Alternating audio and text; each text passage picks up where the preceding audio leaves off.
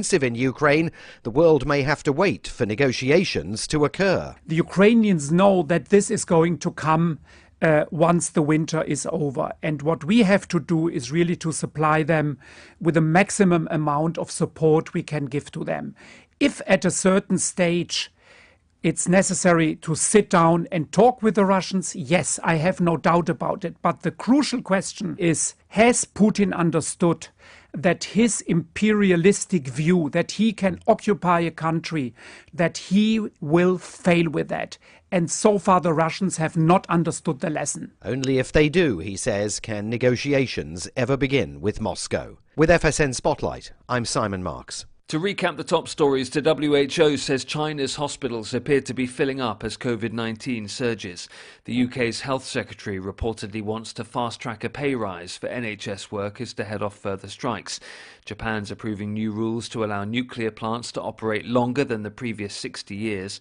And Football Australia has issued more bans over the violent pitch invasion during an A-League match. That's the latest feature story news. Ollie Barrett reporting. After briefly reviewing several documents outlining his parents' dire financial circumstances today, 23-year-old Wesleyan University graduate Zach Wallace told reporters he had, quote, absolutely no clue how his mother and father are going to dig themselves out of the $35,000 of student loan debt they incurred to pay for his college education. I mean, this is going to be really hard on my parents.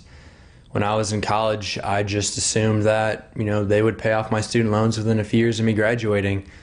But I never realized how expensive college is going to be for them. Wallace, who graduated with a film studies degree in 2012 and has since had 2 unpaid internships, told reporters that from the way prevailing interest rates are trending, his parents could easily be paying off his debt for the next quarter century. They're going to be paying for the rest of their lives. And on top of it all, they have to help me out with my rent, too. I mean, it sucks. It really, really sucks. This is the Onion News Network.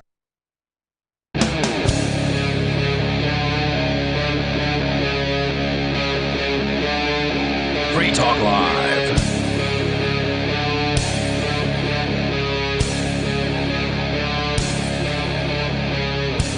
And we're back.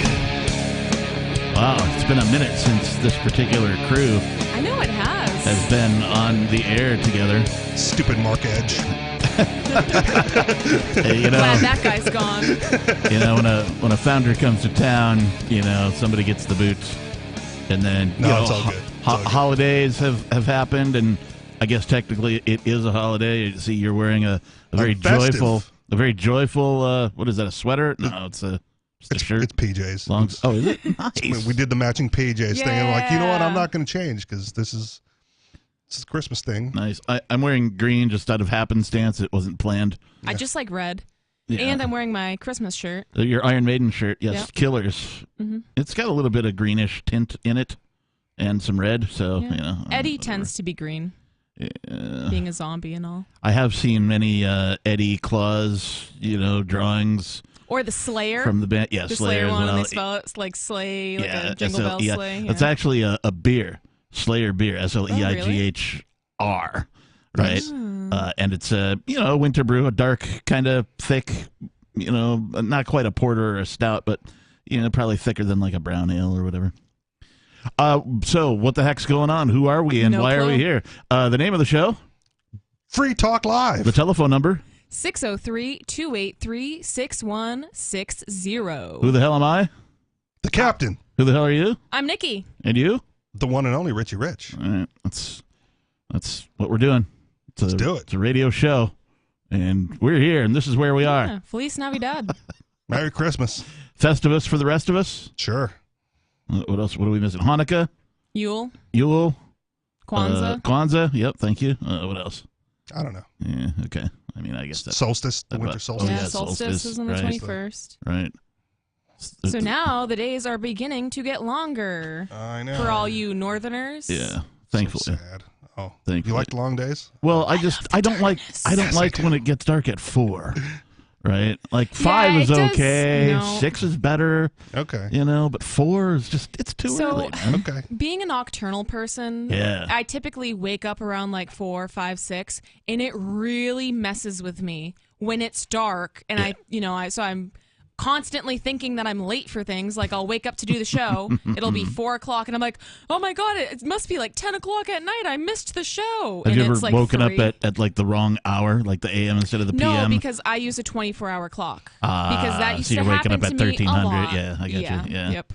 It's the similar peeve of mine than the daylight savings time. Right, yeah. Right, like, oh my gosh, it gets dark so early now. Like, just move south. No. Right, just Well, go. I mean, Get the hell out of here. When That's all I'm you gotta without do. Just need some more vitamin D, man. Kill me. when I'm without day job, I tend to sleep in. So if a guy gets up at noon, gets his coffee, muddles around the house for a bit, by the time he's ready to go somewhere and do whatever he's got to do for the day, there's only like 3 hours of daylight left. I know, it's wonderful. And so like I just like a little more daylight than that in my life. Yeah. But also I could correct that just by getting up earlier and going to bed sooner. But Or moving south.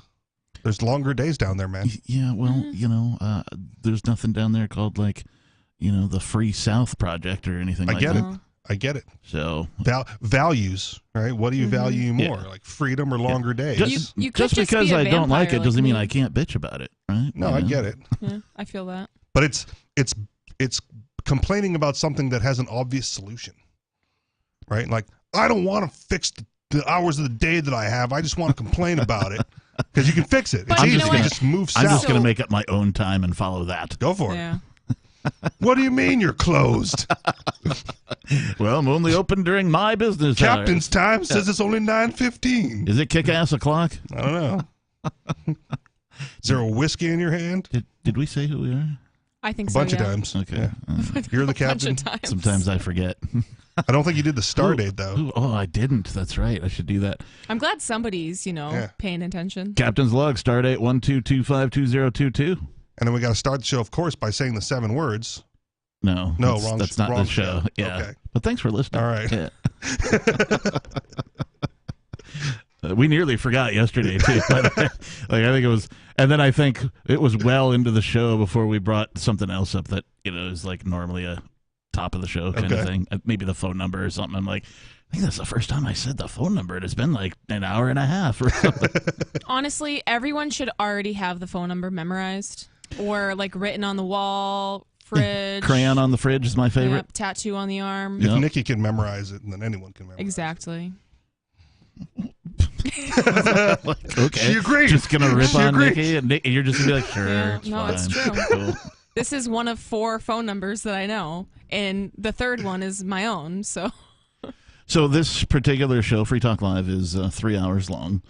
But this article from thehill.com says Americans can tolerate less than 4 hours with family on holidays, survey finds. So And people get so excited to go to the family's house on the holidays. If your family gathering lasts more than 4 hours, just go for dinner. Just dinner and deuces. I'm out of here. There is something to be said about destroying a bathroom of somebody that, you might not have the greatest feelings towards.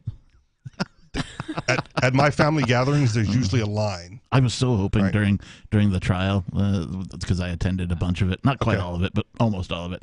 And I was like, oh man, I'm just going to wait. I'm going to build one. And I just never had to go. Like the whole, I was waiting to destroy the bathroom for those at sort the, of things. Yeah, well, I thought about eating broccoli the night before and a bunch of other, that just really brew up some nice tea. But I was like, I also don't want to have an accident, what I mean? I don't want to, because if there's any doubt that it's just a fart, then you've crapped your pants, So I didn't want to have doubt. Have you ever heard when the gut started gurgling? Yeah. Have you ever heard of crop dusting? Yes. I have, yes. Doing that's that to the as you walk prosecution by, yes. would have been one of the most honorable things anyone could have done. Especially on the day when the feds had their side of the pews packed. Yeah. That would have been just rip one nice. Right past him. Not even just let them know too. The loudest crop duster you can ever do. Do you guys have family gatherings? Did you go? Are you will there be? Yeah, my family would have traditional. Oh, let's go to grandma's house or whatever, and she'd either have a ham or a turkey, and it was all very pseudo-traditional. We have our regular Christmassy kind of stuff crap. that we do every year. I actually ended up ditching my family gathering yesterday. Wait, actually, my family's really cool. We always have a really fun time. But I was just working so much. I have to work Christmas, and not my cool job like this, my your uncool job. We'll call it day job. Yeah, my night job. The bill-paying job. Wait, so you're working the bill tonight? paying. Yeah. Well, okay. And I worked Sorry to hear last that. night, and of course, me being me, I picked up extra hours. So I didn't get back to Keene until 2 p.m., and I was supposed to be at my aunt's house at 6. So I was Nikki like, likes to say 1400. You know what? I'm just gonna Get sleep. some sleep, I'm just gonna sleep instead. Yeah. What did you say? I said, as Nikki likes to say 1400. 1400, right? Yeah. I love my family, but I don't get along with a lot of them, or at least I've been away from them so long that we don't really know who each other are, that kind of a thing. And when I do go, 4 hours might be a little more than I could tolerate, at any one given time. I have walked out of family gatherings. Just, all right, screw you guys, I'm out. Yeah, I'm going home. Families can be, not everybody's got this sane, oh, it's so good to see, and everybody gets along. There's drama in families and who did what to who, and unforgiven stuff. You can never let that go, and this kind of crap. So this article says a survey of 2,000 Americans who are traveling to visit family for the holidays found respondents can spend an average of 3 hours and 54 minutes. Just shy under 4. With Not their even family 4 hours. Before needing a moment to themselves. That's They must probably why not the drink. bathroom line is so long. Maybe. I think if you drink, it makes it better or worse. Worse. Depending. Really? Well, I don't drink, but the drunk uncle, thing. And maybe it makes it better for me and worse for everyone else that's around me. If you're drinking. I'm about to be honest with y'all. We'll find out more about this survey. How much of your family can you tolerate on the holidays or around the holidays? 603-283-6160. Let us know. More coming up. It's Free Talk Live. Do you prefer to listen to Free Talk Live on your schedule on demand? You can find the link to our podcast at feeds.freetalklive.com, which features the daily digest of our radio show 7 days a week. Just drop our RSS feed into your favorite podcast client or subscribe to us on the large platforms if you prefer, including Apple Podcasts, Google Podcasts, iHeartMedia, Spotify, and Stitcher. All the links are at feeds.freetalklive.com. If the daily digests aren't enough for you and you really don't want to miss a moment of Free Talk Live, you can always sign up for our AMPS Patreon at amps.freetalklive.com for just $5 a month, and you'll get the full radio show without recorded commercials. Plus, you'll help us advertise, market, promote, and support Free Talk Live. That's amps.freetalklive.com to join AMPS, or feeds.freetalklive.com to get our main podcast, or find us on the major podcast platforms. Have you had enough of the big-name web hosting services that are long on promises but short on bleeding-edge features, uptime, and customer service? Try Agorist Hosting, the agile web host that offers full concierge service from website redesign, full e-commerce solutions, custom apps for your Shopify store, IPFS integration, and more. Agorist Hosting is ready to take your web presence into the future. To get started, head over to agoristhosting.com. Are you tired of governments murdering people around the world? Stop using their money. There is an alternative. Bitcoin is a stateless, free market, non-political currency. Bitcoin cannot be inflated or controlled by any government. By using their money, you are helping the state. You have an incredible alternative available now. Learn it, use it, spread it. Get started with Bitcoin at bitcoin.com. That's bitcoin.com.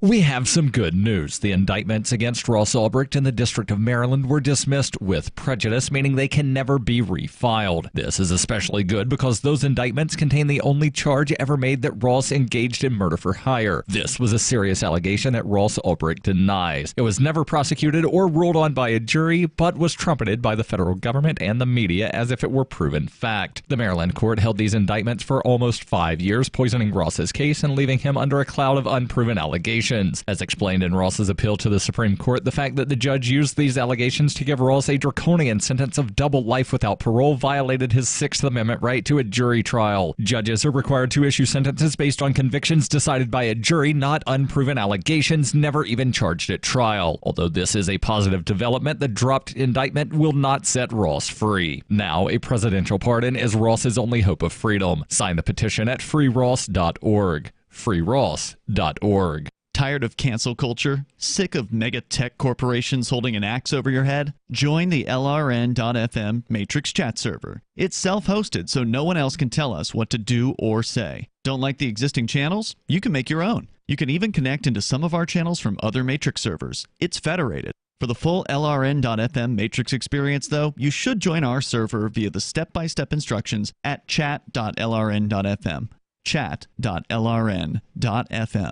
So you've signed the Shire Society Declaration and are planning your move to New Hampshire to be around more liberty-oriented people. Next, sign up for the Shire Society Forum at forum.shiresociety.com. There are a bunch of people there who are already in the Shire, and they want to meet you. If you're already in the Shire physically, you should also come by the forums. Remember, not everyone uses Facebook. New people are signing up for the Shire Society Forum every month, so drop in and say hello at forum.shiresociety.com.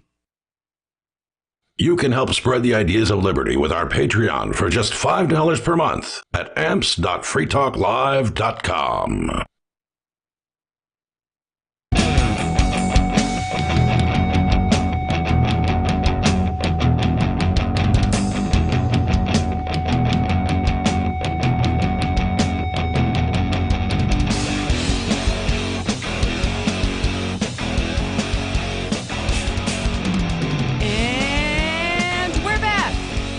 And we're a live radio program that you can call in, take control of the airwaves, talk about whatever's on your mind.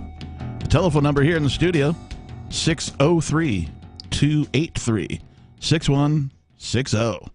Again, the number 603-283-6160.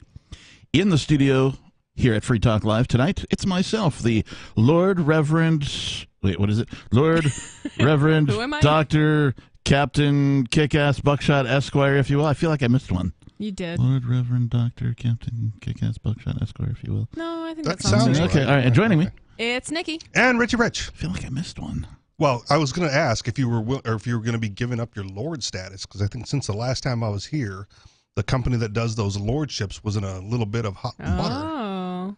And people were calling them fakes and frauds. And, well, Wait, you mean he's not a lord, a doctor, and all the other things? and a reverend. well, at least not a lord. And a Buckshot Maybe. Esquire, if you will. Well, if Definitely, if you will. Okay, if you will takes care of everything, Yeah, right? I Then think maybe. But if the if you will is only attached to Buckshot Esquire, Yeah, I don't Where's the comma? really. Well, there isn't one because screw it the covers rules. it all. Screw the rules. I'm an anarchist, right? Okay. You know? No, don't screw the rules. Screw the rulers, not the rules. But yeah, I don't think there's. It's just one long ass hyphenated last name. okay. So Or title.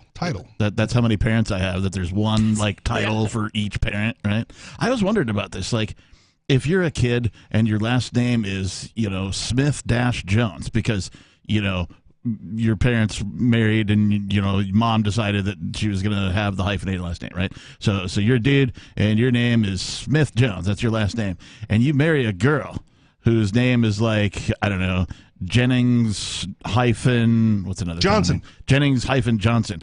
They both get married and have a kid. What's their kid's last name? Well, if they're traditional, they'll take the dad's last name. Okay, but like Smith-Jones. You know what? I think But what in if the you Mexican don't? Is he gonna culture, have? Is he gonna they have do it that four? way. Like, is he gonna have a name that rivals mine because of you got to hyphenate both last names that are already hyphenated? When you put them together, it's 4 words now. It's Smith, Jones, Jennings, Johnson. Good. And that's just the last name. I think there is a particular way that people handle these situations because I think, and I might be making this up, but I believe in the Mexican culture, they do the hyphenated last names quite a bit. And there's a certain way that so it's not just like, because it would just be hyphenated forever. So then, 5 generations, Right, and yeah. you have like 15 last names. And you start 10 sounding last like names. mine, right? Yeah. Yeah. So I do think there's It's probably the paternal last name from both sides. Interesting. maybe. Interesting. I'll look into this. Hernandez Rodriguez. If you have a hyphenated last name and you married somebody that already had a hyphenated last name and you had a child, give us a call. You don't even have to have the child. 603-283-6160. Well, okay, but like I'm more curious. Like sometimes though, like people will marry and they'll name their kid and then they'll get divorced and want to go back to their maiden name after they get divorced or whatever. So then, then the kid's got like a name that doesn't match the whatever parent they live with. Kind of a thing. That's why if you're a dude, don't sign the birth certificate, just in case. You've been listening to Tom Leykis? I don't know. Is that what he says? I have no idea what Tom Leykis says. He just gives advice to men about or he used to. I don't even know if he's still on the air. Like if it's your kid, right, you're on the hook anyway. But if it's not your kid, you don't want to take legal responsibility for it by signing the birth certificate. That's all I'm saying. Tom Leykis may have been the originator of Flash Friday. Okay. Now that I think about it, he used to do Drive Time, I think in, California, LA area. And so he did Drive Time, Rush Hour kind of thing. And then he got syndicated. So then he was on in more cities sort of during the same rush hour. And he would tell people to drive around with their headlights on. Okay. During daylight hours. And if they did so, then that was a signal to women that they wanted to be flashed. Nice. And so if you did that, you could get some free boobies. Daytime running lights for the win. Yeah. It was pretty sweet. All right. I have some information about what we were in. About Hillary Clinton? No. Okay, good. No, about last names. Dodged that one. So what I was thinking of, in a lot of Hispanic cultures, the woman won't change her name. They keep their maiden name. Okay. But when they have a child, the child takes both names. So that's what I was thinking of. Right. But the woman still keeps her own last name. But if the then child's the kid a has woman, both of them. Yeah, if the child's a woman, you're one generation away from the same problem. What do you mean?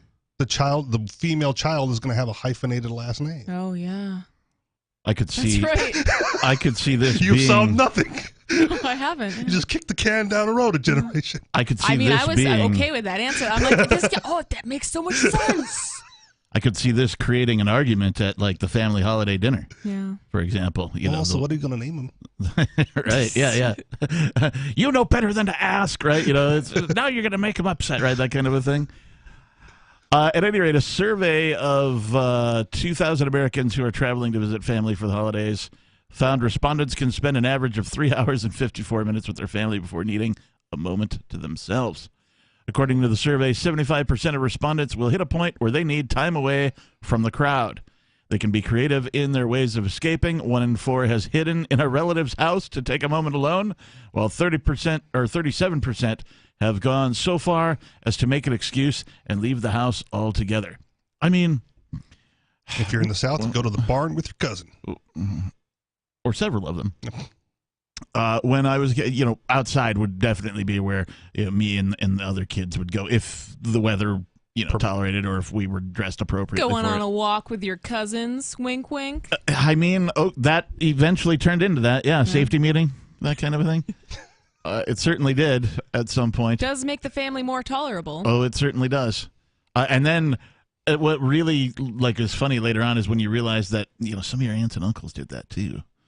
That it wasn't just you, but you just noticed it after you started doing it. You're like, hey, Uncle Tony and Aunt Joyce, they would do that too, like every year. Weird. Anyway, the survey was commissioned by Motel 6. Nice. Apparently they left a light on for you. And conducted by One Poll, it examined the delicate balance between wanting to spend time with family and also needing a bit of space. Of those surveyed, 95% believe it's important to spend the holidays with family, and 2 in 5 of those planning to stay with family admit that it can be a stressful experience. Motel 6 commissioning the survey just in case you don't want to spend the night at grandma's house. Right, yeah. Hey, come to Motel 6. You can only handle 4 hours with those people. I've got family that would insist, no, you stay with us. And you're like, no. Yep. I'm not going to do it. Not a chance. I already rented a hotel room. I'm going to be here for 3 hours and 54 minutes. And then I'm going to GTFO. Yeah. Everybody's got their own thing. Do what you want. Do what you need. Whatever you feel is necessary for you. but I just thought it was interesting that they came up with 3 hours and 54 minutes. Hey, they crunched the numbers, and that's just what the data shows, man. These aren't political numbers where they just fudge it to make sense for whatever political position they're trying to do. Or so we've been told. I mean, it's Motel 6. Yeah. Tom Bodette, he'll leave a light on for you. 603-283-6160. How much of your family can you tolerate at the holidays? This is Free Talk Live. The Shire Free Church offers a sanctuary to those seeking an escape from state churches. The Shire Free Church is an interfaith, diverse group of people that may not share identical theological beliefs. As a member in or minister of the Shire Free Church, you are a sovereign individual and may be the faith of your choice. We don't claim to have all of the answers. We are open to all peaceful people. We want to learn from each other. What unifies the Shire Free Church and its diverse members is peace, love, and liberty. There are many paths to God, one for every individual. The Shire Free Church does not define a specific path beyond these parameters that must be your foundation. Peace as your way. Love as your guide. And liberty as your light. Learn more at church.shiresociety.com. That's church.shiresociety.com. From Feature Story News in London, I'm Ollie Barrett. The World Health Organization says China's hospitals appear to be filling up as a latest surge of COVID-19 gathers pace. Beijing insists no one died of COVID on Wednesday, and patients in intensive care remain relatively low. The WHO, though, says it's very concerned about the situation after China moved away from its strict zero COVID stance. UK Health Secretary Steve Barclay reportedly wants to fast-track a pay rise for NHS workers to try and head off further strike action. Nurses and ambulance workers are among those who've taken industrial action over pay in recent days. On Friday, strikes by Border Force workers will begin. Travel editor of The Sun newspaper, Lisa Minot, says they could have a major impact. Bosses are saying they could actually be forced to close airports. There's 7 million people due to travel over the festive period, and I think the second round of strike action between the 28th and the 31st could be the real pinch point, as a lot of people will be returning back to the UK from after a Christmas break, could actually see that there is going to be serious delays. Japan's approving a new regulation allowing nuclear plants to operate even longer than the previous 60 years. Japan's government's pushing for continued use of older reactors in a bid to meet its carbon reduction goals for 2030. Nora Weineck reports from Tokyo. This change could allow Japan to restart many of its aging nuclear power plants, which have been offline since the triple reactor meltdown at the Fukushima No. 1 power plant in 2011. The decision comes just a day before the government is set to decide on a new energy policy, which is expected to emphasize the usage of nuclear power plants. However, realizing this plan may still take some time, as legislation is needed to implement the change, and the opposition is expected to strongly oppose the move. The announcement comes just after a local appeal to stop operations at a 46-year-old reactor in central Japan was rejected by a district court. Japan's government aims to raise the share of energy provided by nuclear power plants from 6.9% to over 20 by 2030. Nora Weineck, Tokyo. Football Australia has issued more bans over the violent pitch invasion during an A-League match played in Melbourne. 8 more fans have been banned from attending Football Australia sanctioned matches and registering as a football participant. Sean Bindley reports. Those punished are aged between 18 and 28 years old, with the ban spanning 5 to 25 years for a variety of violations.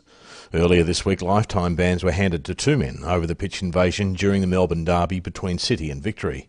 It's also been revealed 4 people on banned lists were prevented from entering the stadium to watch the match last Saturday night. Football Australia continues to work with Victoria Police to identify others involved.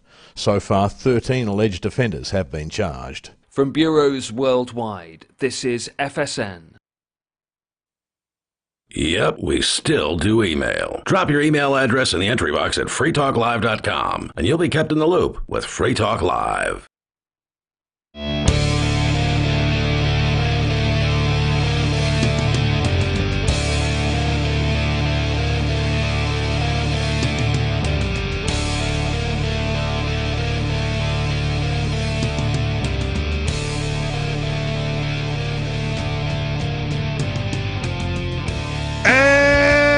back. And we're live. And we're free. And we're talking. What does that mean? It's Free Talk Live. It's Free Talk Live, that's right.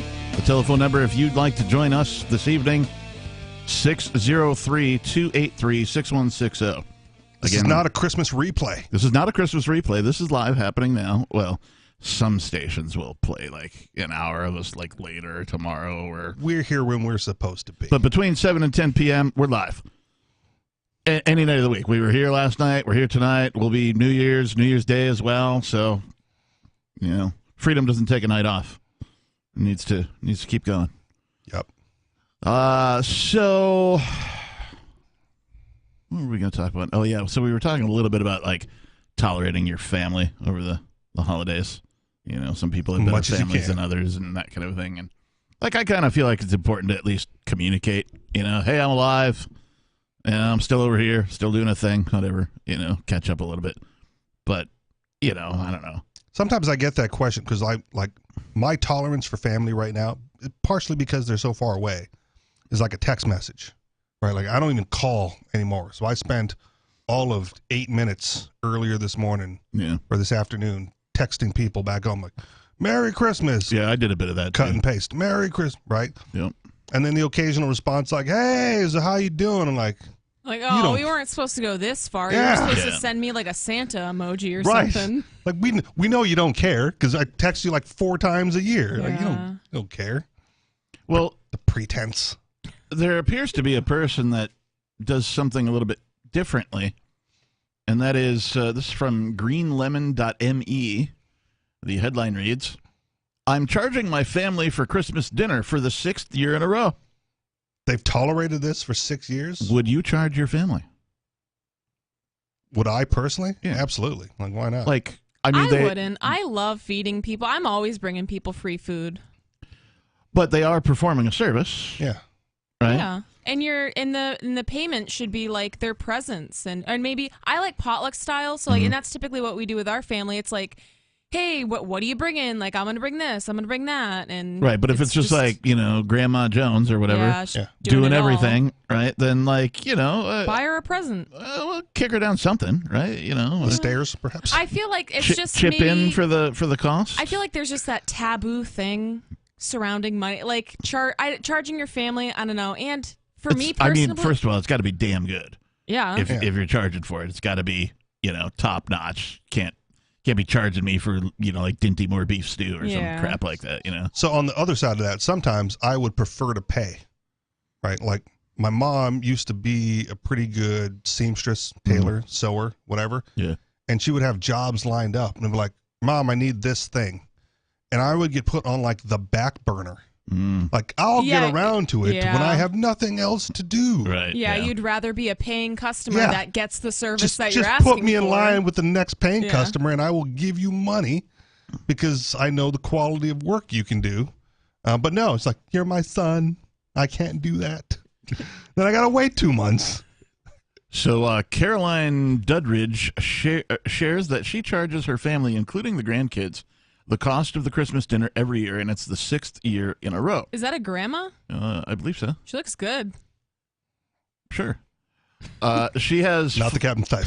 I guess not. She has 5 children and 6 grandkids, and her current fee is $18 for adults, $6 for children. That's steep. And $3 for toddlers. Are you kidding? It's 2022. Eggs are $5. Yeah. I don't know. I mean, it depends on what she's making, I guess. She's making a lot of dough off of this. We don't I don't know. know. It depends how big her family is. She does say it's the cost, not, Okay. you know. I mean, I would pay $18. Like that's less than you'd go to a restaurant. Yep. And if you're getting a home-cooked, good home-cooked meal. I don't know. It's that sentimental spot. You're not a fan of... Not a fan of the charging, At all? Have you ever worked in a restaurant? Yeah, that was my longest Did you thing cook that I did. Or like, wait? No, I was a waitress and a bartender. All right, so And if I wasn't getting at least 20%, I was pissed. so let me know when you cook for a while for a living. Wow. You want to get paid. Like I said, I bake, I cook, and I give people stuff. But that I guess you do. That's I get what you're saying. I do that because I like it, and it's more of a hobby. Yeah. But I don't host. Well, the Sun news publication in the UK interviewed this lady, and she shared how the arrangement goes. I log into my bank account to check who's made their Christmas dinner payment in November. Once my naughty and nice tally is done, I do a quick ring around chasing my delinquent depositors and remind them to meet their payment date of December 1st. That's the most impressive part about it. Bill collection, right? It's not even like you show up and you give grandma $20 or whatever. She's like, deposit before I open the door for you. Yep. You'll get in November, Okay, she's like, yeah. "Oh, I haven't received your deposit yet. Are you coming for dinner? Because if you are, I best get your $18." I don't know. I just don't like the vibe of this. Her youngest is 24. Her oldest is 37. All of them are now used to getting phone calls as reminders of the payment. Like, she can automate this stuff too, right? She can get like a calendar she's got entry that QuickBooks. automates the message, the reminders, and all that kind of stuff. And she could probably do this with crypto too. Now that I think about it. Quote, I know some will moan and I'll get excuses like my pay hasn't gone in or my bank account is frozen and I can't, or can I just leave it for another week? But I'll eventually receive cash from them for the meal. The charging traditional started in 2016 after her husband passed away in 2015, and most of her immediate relatives are used to it. She shared her thoughts. Some people might think it's harsh to put a levy on meals for kids, but it's an important life lesson. The older grandkids like to try and offer to help me earn some of the money back, and I admire that. See, work it off. Help her with dishes, sous chef, perhaps. There's a caption here on another picture of this lady. It says the pensioner who receives $1,200 every month says that the cost of groceries has increased every year, forcing her to scour for the best deal. Well, that's true. We all know about inflation. If you paid any attention to Free Talk Live at all, you should know about inflation. Do you feel less bad about it knowing that she's on a fixed income and she's just using this to help cover the cost of feeding her 5 kids and 6 grandkids or whatever it is? No, yeah, and I do get it. But for me, I would never do something like this, and I don't think I would kind of be offended if my family was like, you got to pay $18 to come. I would rather, like I said before, like the potluck style, like, okay, maybe she does the ham, but like you guys are all responsible for bringing side dishes and desserts, and somebody brings a salad, somebody bakes bread, Here's a question for you. Let's say this lady dies. Somebody takes up the, like, okay, we're going to have Christmas dinner at my house mantle. Do they take up the, hey, you got to pay for it mantle? Or does this die with her? I guess it depends how they feel about it. Yeah, I would say it depends on who does it and what their income level is. I've never heard of anyone doing this before. You know what I mean? That's why it was a novel article. That's why we're talking about it. We're giving ideas to people for the next. I will tolerate more than 4 hours. I mean, if I can charge you. Like, seriously, like, inflation is real. Groceries have doubled, if not more than that. And so, like, there's a whole bunch of people that aren't making as much money as they think they are because, the number of dollars hasn't changed, but the value of the dollars certainly has. And so to offset that, this might be a thing that somebody incorporates because, it makes better sense for them, She goes on to say, every week my budget buys less and less, so I have to be tactical in buying ingredients to make dinner for my 12 guests. Like many moms and grands who always make Christmas dinner, I couldn't beat the cost of buying all the gifts and paying for the entire meal. I was worried I'd spend the new year paying it all off again. With the fixed price comes the ability to pick what they want for dinner. Christmas dinner usually consists of wine, soft drinks, pudding, Christmas crackers, nuts, and cheese, and decorations. I will not eat decorations, I'm sorry. Those do not sound tasty. My plan at least streamlines dinner and ensures everyone has a say and helps out, and no one faces post-Christmas money problems. Those who don't pay on time are not invited. Nice. Oh, man. Don't even show up with your beggar plate. 603-283-6160. Do you suppose, like, she charges like the puppy, right? The family dog that's begging for the scraps. scraps, Well, it's like, gonna cost you a milk bone. I'm wondering if they're getting something to bring home, too, More Free Talk Live is coming up. Why did you move to the Shire? I moved here to the Shire because there's other people around who take liberty just as seriously as I do. I moved to the Shire because I saw videos of people challenging authority and thought that I could get support myself. It called to me, like, do this right now. I wanted to be around people like me who got it. And once I got here, I knew there was nowhere else that I wanted to be. I've always wanted to change the world. So I moved to the Shire to join people who were actually working towards doing the same thing. The people here are awesome, loving, and positive. It was for the adventure and for the feeling of something important is happening here. And I just wanted to come to sort of be part of that. Visit ShireSociety.com to read and sign the Shire Society Declaration and learn the reasons why, if you love liberty, you should immigrate to the Shire. Plus, connect with others via the forum at ShireSociety.com. That's ShireSociety.com. The new 4th edition of Healing Our World, The Compassion of Libertarianism, will take your understanding of liberty to a deeper level and has over 1,300 updated references, new cartoons, and a foreword by Dr. Ron Paul. With discounts for multiple book purchases, the 4th edition of Healing Our World is a great gift for the liberals, pragmatists, environmentalists, and Christians in your life who think libertarianism is cold-hearted. Get yours today at healing.freetalklive.com and use promo code FTL for a $5 discount. If you want to know the latest about Free Talk Live before we go on the air, all you need to decide is how you want it delivered. It's your choice. Visit news.freetalklive.com to receive our usually weekly news updates by email. Plus, we have a Twitter account at twitter.freetalklive.com, and you can follow us on the decentralized Mastodon platform at toot.freetalklive.com. So please follow us at toot.freetalklive.com and sign up for our emails at news.freetalklive.com. So the protection of life, liberty, and property is what the Free State Project is all about. But it's an effort to move 20,000 people who understand. It's about demonstrating to the entire country that, yeah, we can have a free market, a truly free market. Making it just a freer, great place to live. It's the world's largest voluntarist libertarian community, and it's only getting bigger. That's amazing, to be able to move to a place where other people passionately believe in being free and independent. What the Free State Project is managing to do, though, is to put their money where their mouth is. It's physically getting up across the country and saying, let's go someplace and let's demonstrate the power of these ideas. There's a lot of kind of philosophy that surrounds liberty. There's a lot of thinking about it and talking about it. But here in New Hampshire, people are doing it. 101 Reasons Liberty Lives in New Hampshire, a documentary by Free State Project Early Movers. Watch it free at 101reasonsfilm.com. 101reasonsfilm.com.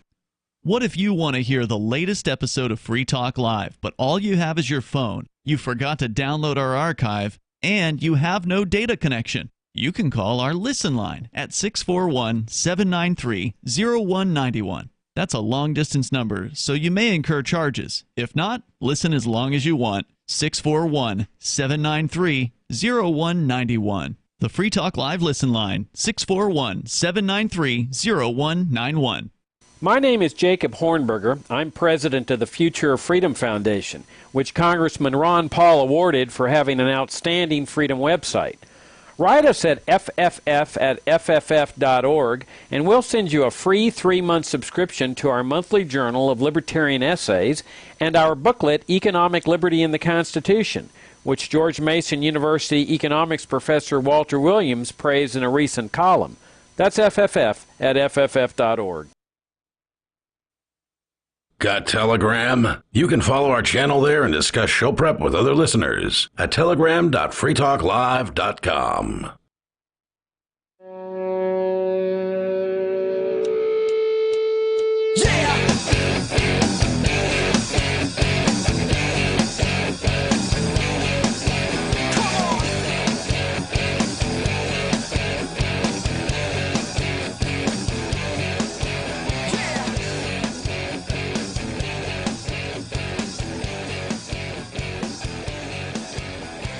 And we're back. And we're back. And we're back. Yeah. And we're back. That's right. 603-283-6160.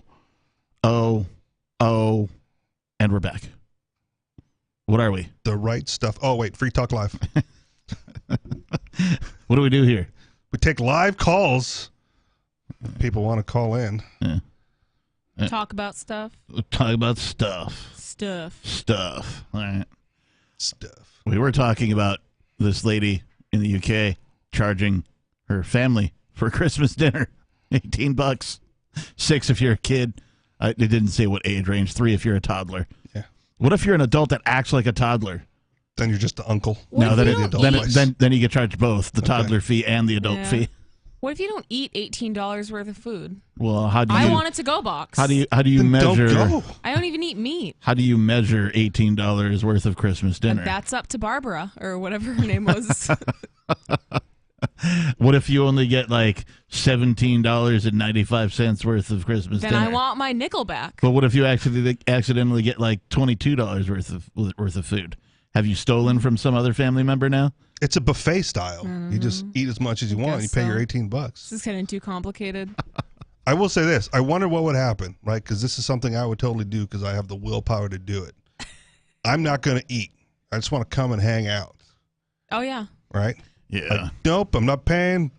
And at some point, like someone's going to crack and like, bro, just eat something. Right. Like, yeah. nope, You're gonna because bring I'm not McDonald's. paying. Just eat it in front of everybody. I like to $18. I get a whole pizza to myself. Yeah. I like to like non-traditionalize the holiday meal. Okay. For example, Thanksgiving, I made pulled pork with Carolina mustard sauce, right? So for pulled pork sandwiches, right? Because like that totally says Thanksgiving, right? But like I like to one year back in Seattle, there's a place out there called Jack's Barbecue. They do Texas style dry rub smoked ribs. They're the best. They must have special cows or a special supplier because they're giant fucking ribs. Ooh. Okay. Giant ribs. Humongous ribs. I gotta wait for the 7 seconds before I continue speaking on the subject of giant ribs. Somebody's getting cold for Christmas. I had to dump myself. I dumped myself, right? What's that song? Last Christmas. When I we heard like two versions of that song on myself. Amazon Music. Really? Yeah. I apparently got way too used to Beard Talk Live last night. Anyway, that's one of the 7 words. How can we get the captain to say the other 6? Listen to Beard Talk Live. That's how. At any rate, this place has giant ribs, and so I ordered like 2 full racks because like 3 ribs is like a meal for even me, right? And so I show up with these 2 tins. They're like the big foil pans with the big foil lid on it. Yep. And like just put these in the oven at like 290 degrees and just leave them there until we're ready for dinner, and they'll be fine. I'm like, really? That's it? Yeah, just put them in the oven. Well, what is it? I'm not going to tell you. Just put them in the oven. So I put them in the oven, and there was already, they'd been cooking a turkey all day, so it was already kind of at the right temperature and that kind of thing. So they just sat there, and all of a sudden, like the smell started rolling out of the oven. People like, what is that smoked meat I smell? Because you can totally tell smoked meat. And I'm like, yeah. Like, what did you bring? I'm like, okay, go ahead, open it up. They're like, oh, ribs. Oh my gosh, Merry Christmas to everybody. Kind of a thing. So nice. Yeah. That's how you win holidays, man. For me, the last few years, I don't really like the Christmas ham. Yeah. So we've switched it up. Like, we're just gonna do beef Wellington and twice baked potatoes. You're just high maintenance. Tell folks what beef Wellington is so they understand. It's the filet mignon cut of the steak. See, high maintenance. Right. With prosciutto, a mushroom and mustard medley wrapped in puff pastry. Not even like a chicken pot pie. A beef Wellington. Yeah, yes. That's not something. That's not like an everyday thing. That's a special occasion. It's a once a year thing. Yeah. But that's my new Christmas food tradition. To go with my Thanksgiving turducken, which is also high maintenance. Yes. So the article concludes, no one wants to be overwhelmed with debt, and it's unfair to expect one person to pay and make the entire meal, plus, utilities to cook it, all that kind of stuff. I know some moms feel guilty if they don't do it all and provide a huge meal with no one else paying, but I am practical. So there you have it. She's trying to be frugal. Yeah, practical, frugal.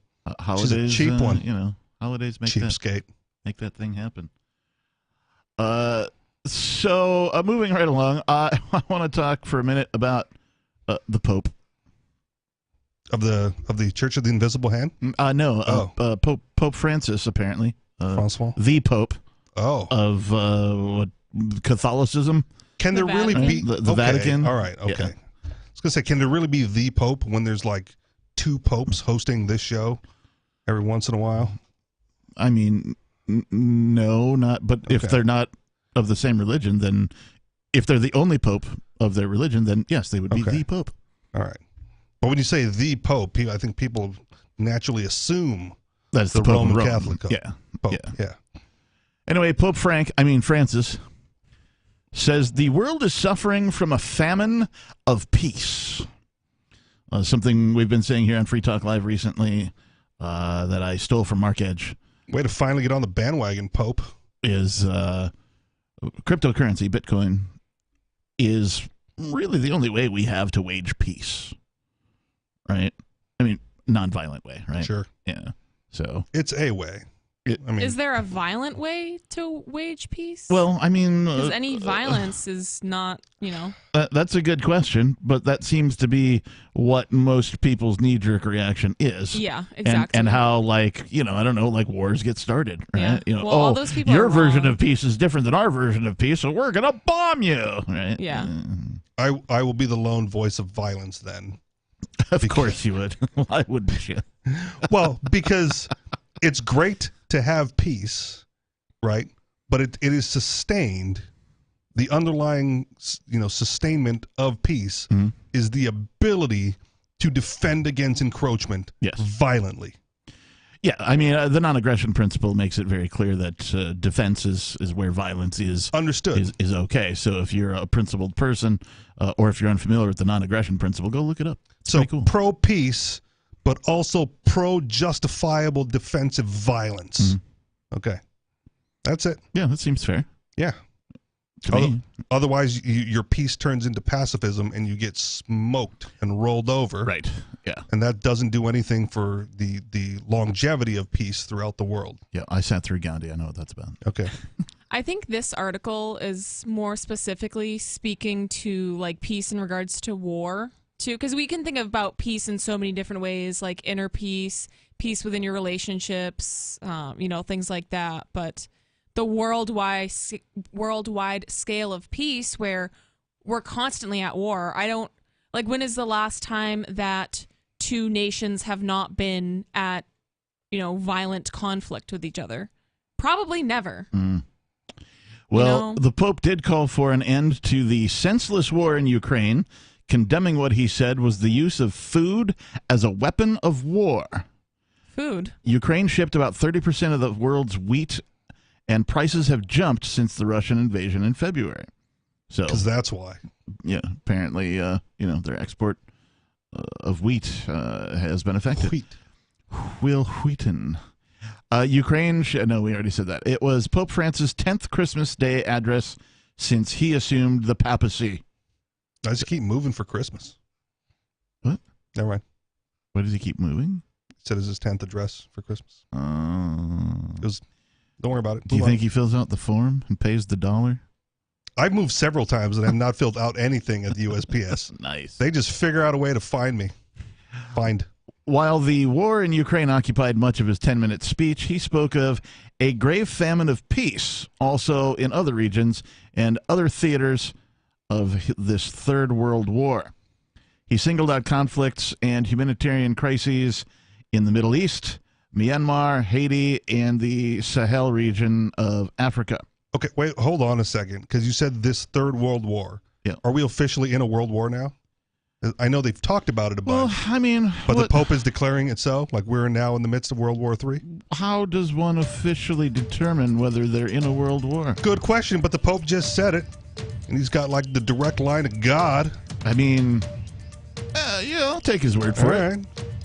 World War III is on, people. 603-283-6160. Hour number 2 of Free Talk Live is coming up. Does the Pope have the authority to tell us whether or not we're in a world war? This is Free Talk Live.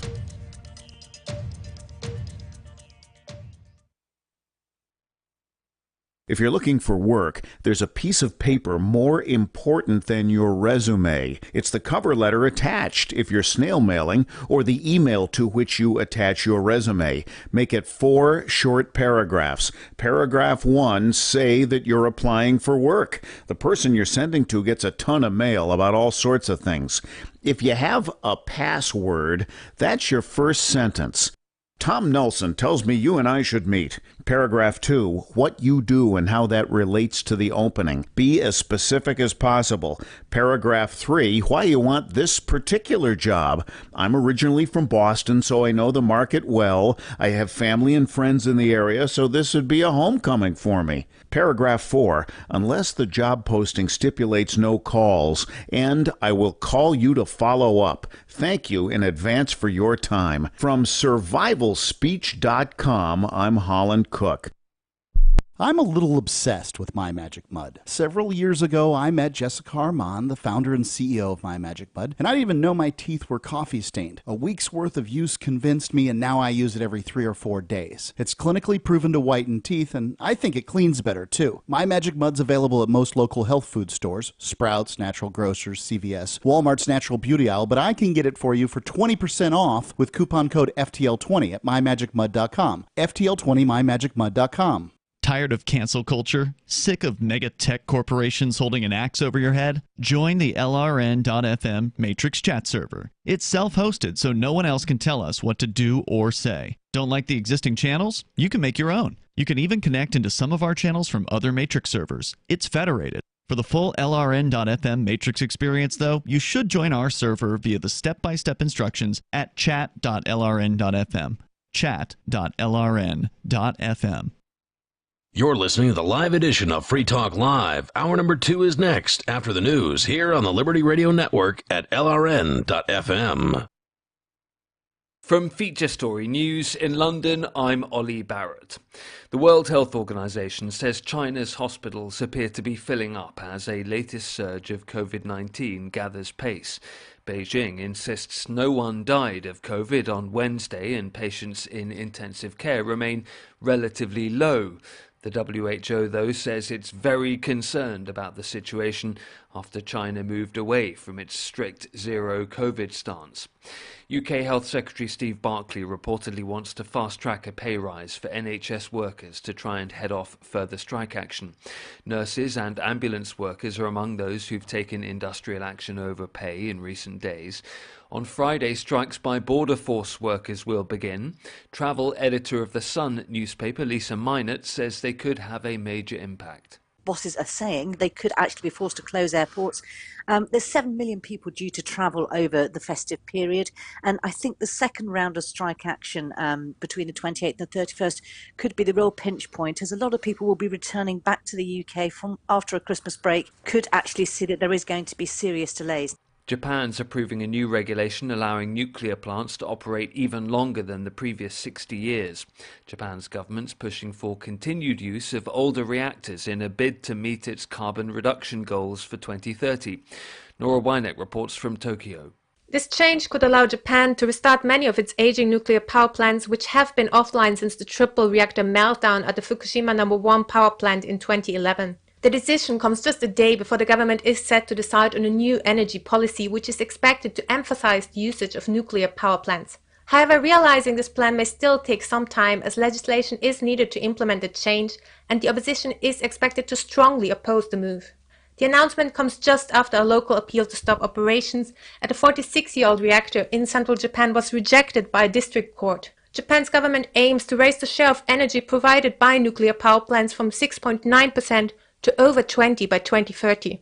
Nora Weineck, Tokyo. Football Australia has issued more bans over the violent pitch invasion during an A-League match played in Melbourne.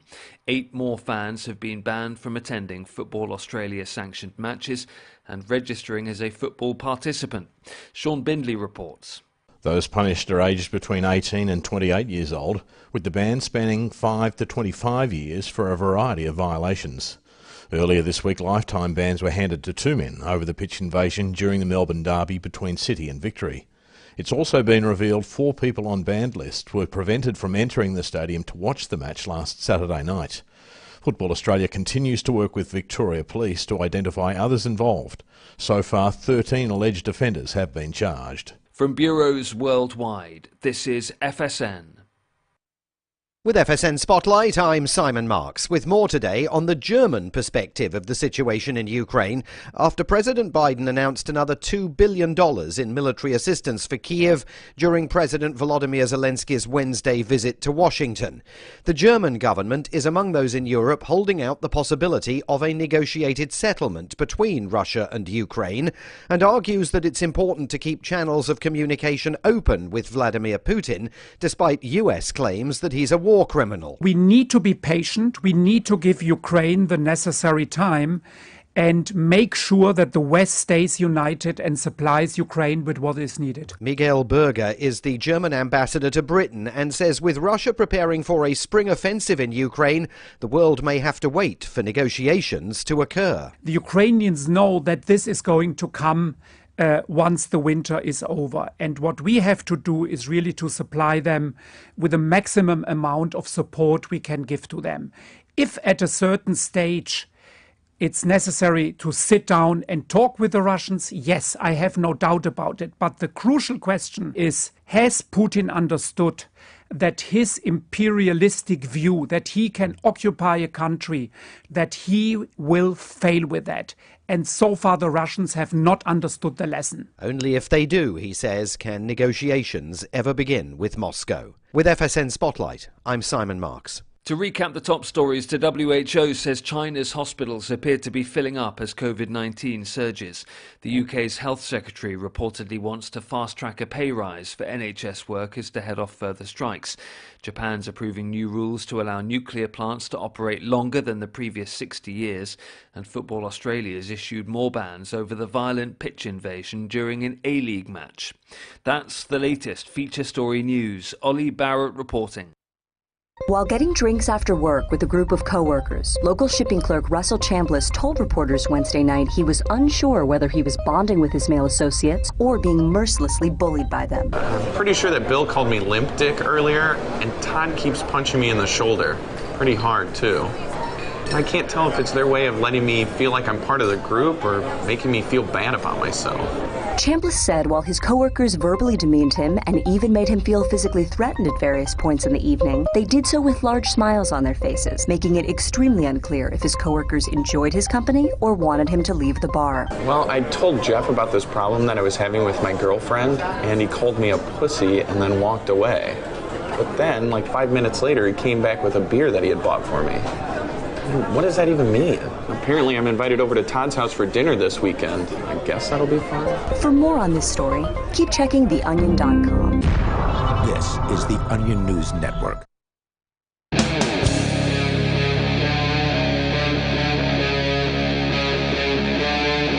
Free Talk Live.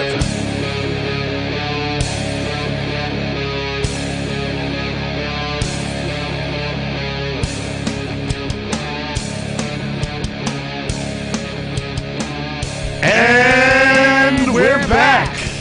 Our numero dos. That's number 2. Deuces. Free Talk Live is now in session. Oh, preach. Preach, oh Reverend. Merry whatever. Kalikimaka. And happy whatever it is you decide to celebrate, if you're celebrating anything at all on this particular day. In this house, we still say Merry Christmas. What about in the outhouse? You say deuces. Again, word of the day. Oh, are we doing that? I've said it like 3 times already, so feels like it. You know, that reminds me, we didn't do a vocabulary word for Beard Talk Live last night. Usually we do, but we didn't. We should have got matching PJs. I'm wearing my matching PJs. We totally did it. And shoulda, coulda, woulda. Next year. Way to think about it way too late, Nikki. Next year it'll be a whole different crew because not like Christmas is always on a Sunday. You can take my idea. Yeah. You got to wait like 28 years. Although I for think this it to moves, so happen. I think Sunday will be Christmas Eve next year. If that's right. Okay. Does it move forward one day every year unless it's leap year? Yeah. Whatever. So who's that? Still you? Oh yeah. Okay. Well, it'll just be Christmas Eve, so it's still could So that's more. Oh, that's more fitting. Even more pajama-y. Yeah. Yeah. Oh yeah, I'm down. Yeah. All right. The telephone number 603-283-6160. In the studio, it's myself, the captain. It's Nikki. And Richie Rich. Let's go to the phones, because that's what we do. Where did my piece of paper go that says who's on line one? I don't know. Mr. Jet. Oh, it's Mr. Jet. Calling from where? Coeur d'Alene. Welcome. What's on your mind, Jet? Merry Christmas to me. Merry Christmas to you. Yes, definitely to you. Yeah. And to all who, what do they say? And to all a good night. Well, not yet. I wanted to talk about First Amendment auditing, but let me ask you first. I haven't listened, for the first hour. Sure. Or where we are. You missed everything. I know I did. The have you used the term "the government" during that time? Probably. Actually, I don't believe that we did. We've been on some sort of weird topics, and I don't know if the term "the government" came up in the first hour or not. Now it did. It's very likely. It's hour 2, though. However, it is very likely that it came out of my mouth, at least. Amongst other things that shouldn't have. I did have to dump myself. I'll just quickly remind you to never use that term. Always use the term of the violent agency that you're referring to, specifically. Anyway, okay, getting back to the First Amendment auditors. I'm calling in because I want to encourage more people to both get online and listen to these folks, but join the group if you can, because I believe it's probably one of the best activities, in order to further liberty and freedom in your personal life. It gives you all kinds of good information, like how to handle, being asked for ID, how to refuse, and how to shut down unlawful interrogations. Yep. I feel like First Amendment auditor is the PC version of cop blocking, and that sounded cooler. Well, yeah, it was Cop Watch to begin with, and cop blocking, and now the First Amendment, because it kind of incorporates all those things in it. Yeah, they're very similar. And we have one, Jet, here on Free Talk Live, one of our co-hosts, Joa. Well, I watch him too, yeah. Breaking the Flaw, and he's got some good NH stuff. Guy. Yeah, NH Exit. No, it's I don't remember. But I'm telling you, there's so much good information to be had. I mean, even how to sue police in cities, stuff like that. I mean, there's some of these guys are actually making a living out of going around and videoing places. They get upset, so call in the cops. The cops, violate their rights and all kinds of things, and so they go back and sue for in between $50,000 and $200,000. And they're making a living at it. Yep. And it is very informative. It's kind of what First Amendment auditing is for anybody listening that doesn't really kind of understand what we're talking about. Somebody will go with a camera, maybe sometimes two people go with a camera, and they'll go into a police station and start filming. Now, it's been repeatedly ruled in most places. Check with your own state laws if you're unsure. But that filming is fine. You can film police whenever, whatever. But they don't like it when you do that. And so, you can get harassed. You can get told that it's illegal to do so, even though it's not. And so what you're doing is you're actually testing the system in that respect. Well, the Homeland Security has actually put out a memo to all federal agencies, at least, that there is no crime in photographing, videoing, that kind of thing. Right. This is why they're going into all these government offices. And there was one I was watching last night. These women were just freaking out. They were just screaming at the guy, and he was just being cool and cordial and all that. But they called the police, and the police educated them, and they still didn't like it, but they had to deal with it. Have you done any First Amendment auditing yourself, Chet? Not actual auditing. Mm-hmm. But I've been approached many times, in certain circumstances from police, and they always come up and so, they start out with, "How are you doing? Are you okay? What are you up to?" Or "We got a call, so we have to ask for your ID," and stuff like this. And I just tell them, that's not important, and I don't have the biggest line I use is, "I don't have an ID to show you." And that's because I don't have an ID, a walking around the street ID. I don't have a beer buying ID. I don't have. So I asked them, what kind of ID do you want? Of course, they say driver's license. Well, I'm not obviously driving, so it's pretty fun to do it. I've never been harassed more after I've said, when they said, well, can I get your name and date of birth? And I say, that's not important. It's like a Jedi mind trick.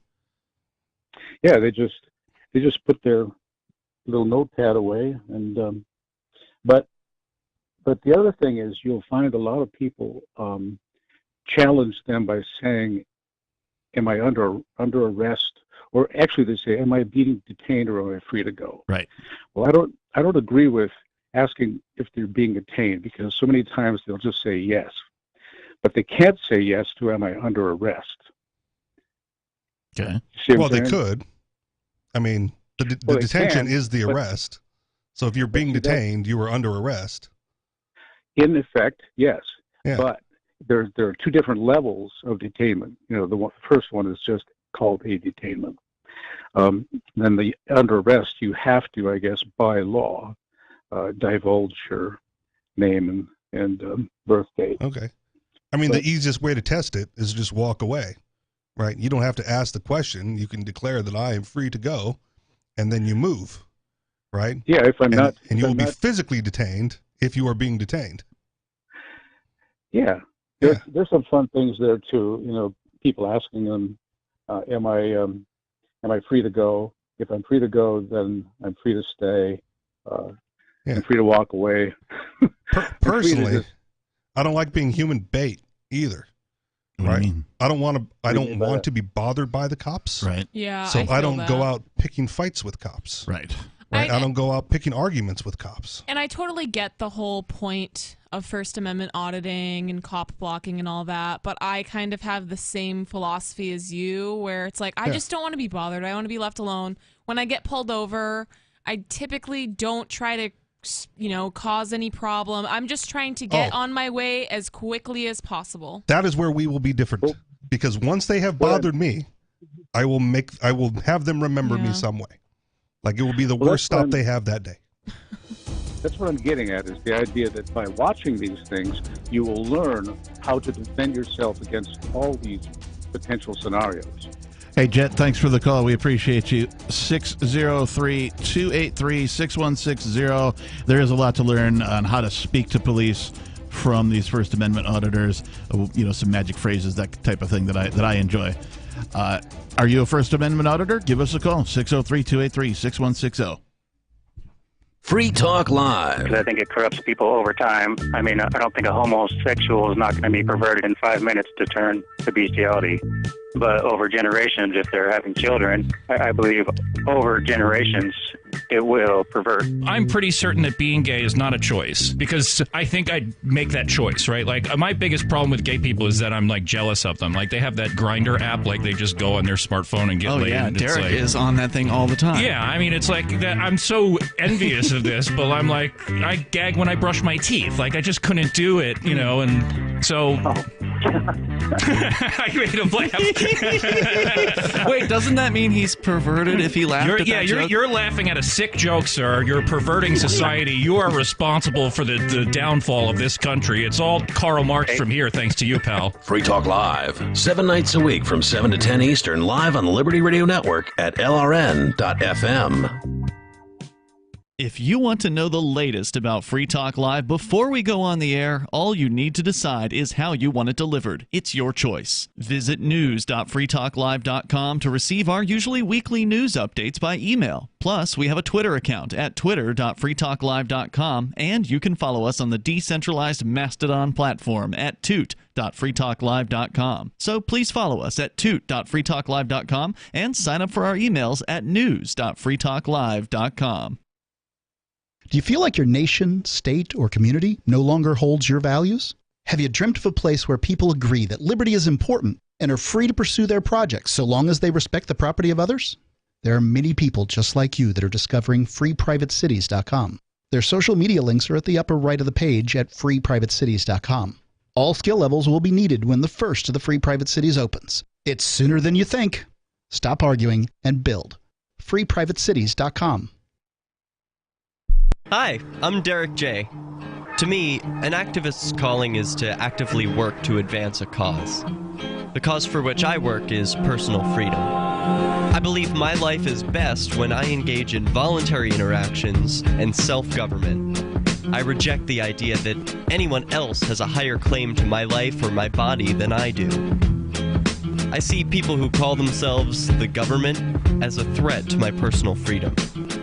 I realize you may feel differently, but my relationship with the people who call themselves the government is completely involuntary. If Starbucks used some of its money to drop bombs, I wouldn't shop there. So why would I support the American empire? The empire does not require my consent. Derek J's Victimless Crime Spree. Watch it for free and order the Director's Cut DVD at victimlesscrimespree.com. That's victimlesscrimespree.com. What if you want to hear the latest episode of Free Talk Live, but all you have is your phone, you forgot to download our archive, and you have no data connection? You can call our Listen line at 641-793-0191. That's a long-distance number, so you may incur charges. If not, listen as long as you want. 641-793-0191. The Free Talk Live Listen line, 641-793-0191. There are basically two types of advertising, direct response and branding. Radio's great for direct response with its low cost to listener ratio, but audio can't be beat for branding, which is a longer-term endeavor. You want to be the first thing that someone thinks of when they think about your product or service. If you have a local business that you want kept top of mind in your community, call the station. If you need national reach, Free Talk Live's got around 200 radio stations, millions of monthly listening sessions, can suit all budgets, and if we don't think we're right for you, we'll tell you. Email me, mark@freetalklive.com. Our Matrix server is about as free as internet chat can be. Join the existing rooms or create your own at chat.freetalklive.com.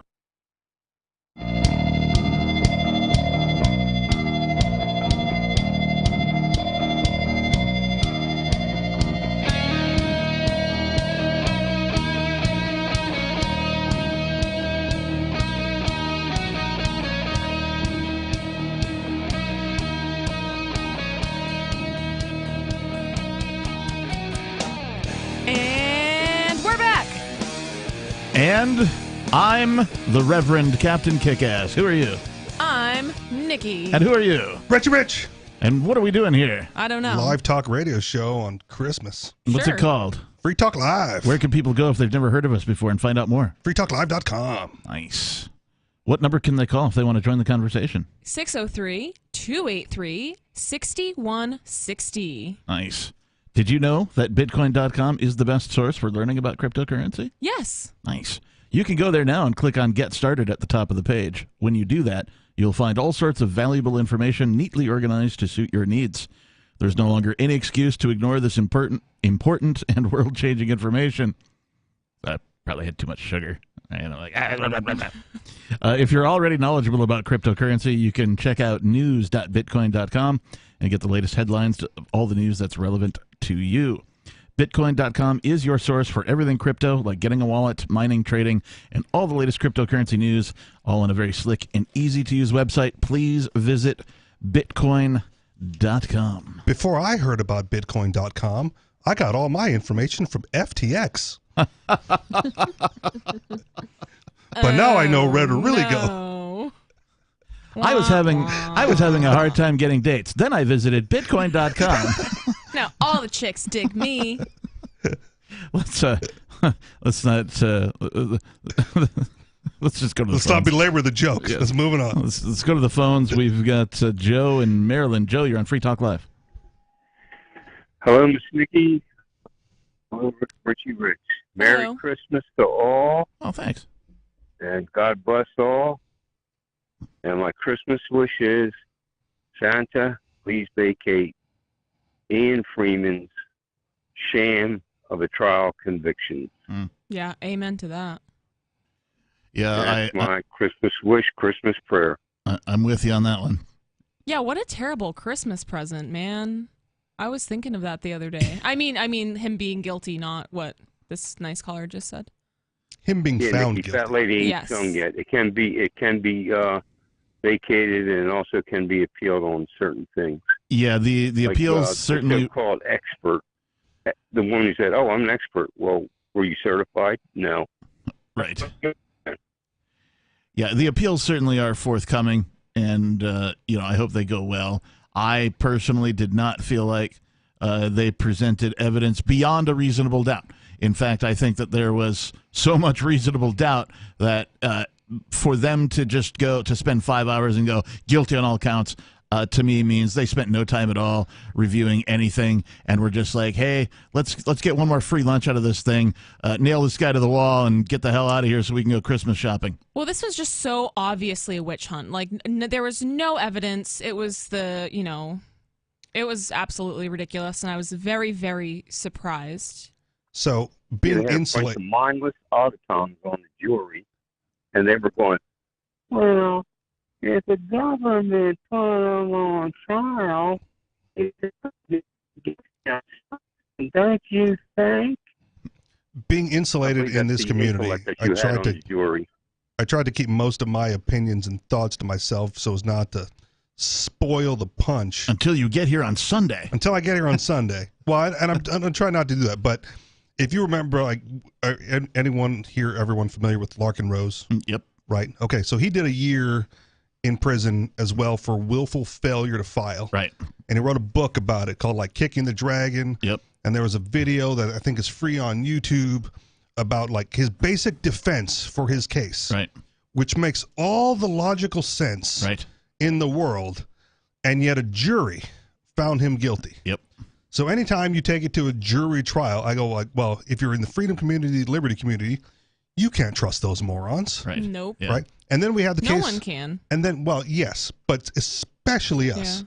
And then you had the case of the Liberty Dollar, right, with Bernard von Nothaus several years ago, or 15 years ago or something at this point. Yep. Right, who got charged with like counterfeiting. Right. Right. And he was like, well, jury's smart enough to notice that a 1 ounce piece of silver doesn't look anything like a U.S. quarter, right? Not even a $50 or a silver dollar. They said, you minted this so it looks like a quarter. Right. Right. And jury had, yeah, it looks right to me. So I remember when I was going to trial for something, it was, my attorney asked me, we have to decide, are we going to do bench trial or jury trial? And I'm like, I don't know. I think jury trial to me and he was like, you know what? Actually, no. Usually juries find people guilty, and it is so much easier to convince one person you're innocent versus convincing everybody on the jury you're innocent. Like, it's easy. It's almost easier to deal with the judge than to deal with the people, because every single person on that jury, they have to come to a complete consensus. Well, Mark Edge was in my ear the whole time that we were going to the trial every day, and he would say things like, a short jury, that is one who makes a decision quickly, is usually in favor of the defendant. That is, if they make their choice quickly, that it's generally in favor of the defendant. And that's why I was nervous during the Kyle Rittenhouse trial, because they took forever in deliberations. Yeah. But got it right. But apparently that doesn't apply here when you're up against Christmas. And also, I didn't like the judge repeatedly telling the jury that, we'll try and get you out of here before the holidays. We'll try and wrap this up before the holidays. We'll try and wrap this up before Christmas. Repeatedly. Every day he would say that to the jury. And so, to me, that's not what you tell the jury.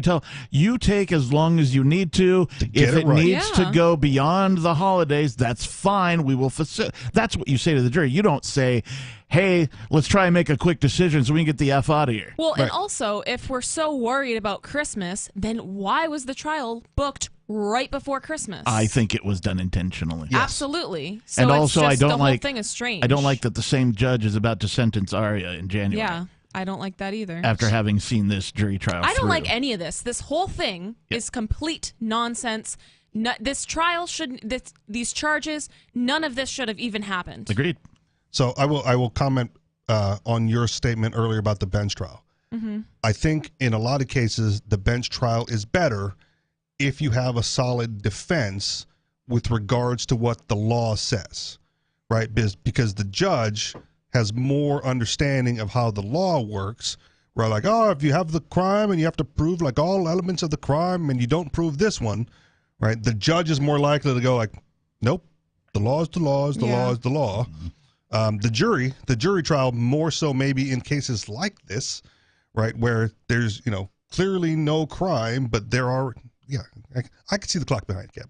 I just want to give Joe a chance to say something. Okay. He's still online. Yeah, but there were a court case like this, like Sentinel, and the judge had no experience with Bitcoin, so how could he be a expert? Well, most people don't. Well, but they kept all the Bitcoin knowledge off the jury anyway. Like they didn't let anybody on who had it. Yeah, well, and the judge just took it upon himself to declare Bitcoin can be funds. Right. Okay. So there's no law that says Bitcoin is Yeah, funds. He just took it upon making stuff himself. up now. So normally legislators write laws, not judges. Yeah. So he's legislating from the bench, which Also is illegal. Also a good thing for the defense because that's appealable. More Free Talk Live coming up.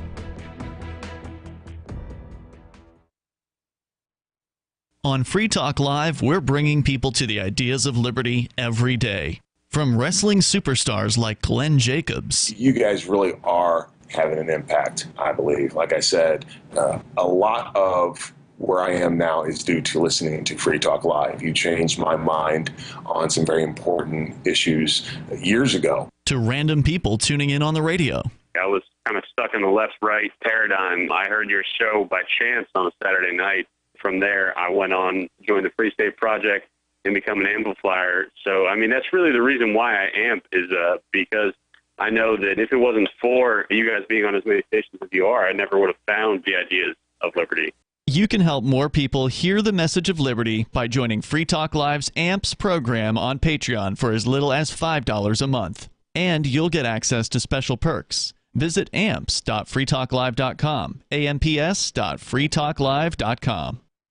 From Feature Story News in London, I'm Ollie Barrett. The World Health Organization says China's hospitals appear to be filling up as a latest surge of COVID-19 gathers pace. Beijing insists no one died of COVID on Wednesday and patients in intensive care remain relatively low. The WHO, though, says it's very concerned about the situation after China moved away from its strict zero COVID stance. UK Health Secretary Steve Barclay reportedly wants to fast-track a pay rise for NHS workers to try and head off further strike action. Nurses and ambulance workers are among those who've taken industrial action over pay in recent days. On Friday, strikes by Border Force workers will begin. Travel editor of The Sun newspaper, Lisa Minot, says they could have a major impact. Bosses are saying they could actually be forced to close airports. There's 7 million people due to travel over the festive period, and I think the second round of strike action between the 28th and the 31st could be the real pinch point, as a lot of people will be returning back to the UK from after a Christmas break, could actually see that there is going to be serious delays. Japan's approving a new regulation allowing nuclear plants to operate even longer than the previous 60 years. Japan's government's pushing for continued use of older reactors in a bid to meet its carbon reduction goals for 2030. Nora Weineck reports from Tokyo. This change could allow Japan to restart many of its aging nuclear power plants, which have been offline since the triple reactor meltdown at the Fukushima No. 1 power plant in 2011. The decision comes just a day before the government is set to decide on a new energy policy, which is expected to emphasize the usage of nuclear power plants. However, realizing this plan may still take some time, as legislation is needed to implement the change, and the opposition is expected to strongly oppose the move. The announcement comes just after a local appeal to stop operations at a 46-year-old reactor in central Japan was rejected by a district court. Japan's government aims to raise the share of energy provided by nuclear power plants from 6.9% to over 20 by 2030. Nora Weineck, Tokyo. Football Australia has issued more bans over the violent pitch invasion during an A-League match played in Melbourne. 8 more fans have been banned from attending Football Australia sanctioned matches and registering as a football participant. Sean Bindley reports. Those punished are aged between 18 and 28 years old, with the ban spanning 5 to 25 years for a variety of violations. Earlier this week, lifetime bans were handed to 2 men over the pitch invasion during the Melbourne derby between City and Victory. It's also been revealed 4 people on banned list were prevented from entering the stadium to watch the match last Saturday night. Football Australia continues to work with Victoria Police to identify others involved. So far, 13 alleged offenders have been charged. From bureaus worldwide, this is FSN. You can stick it to the man and big tech. Join our FTL social mastodon at social.freetalklive.com.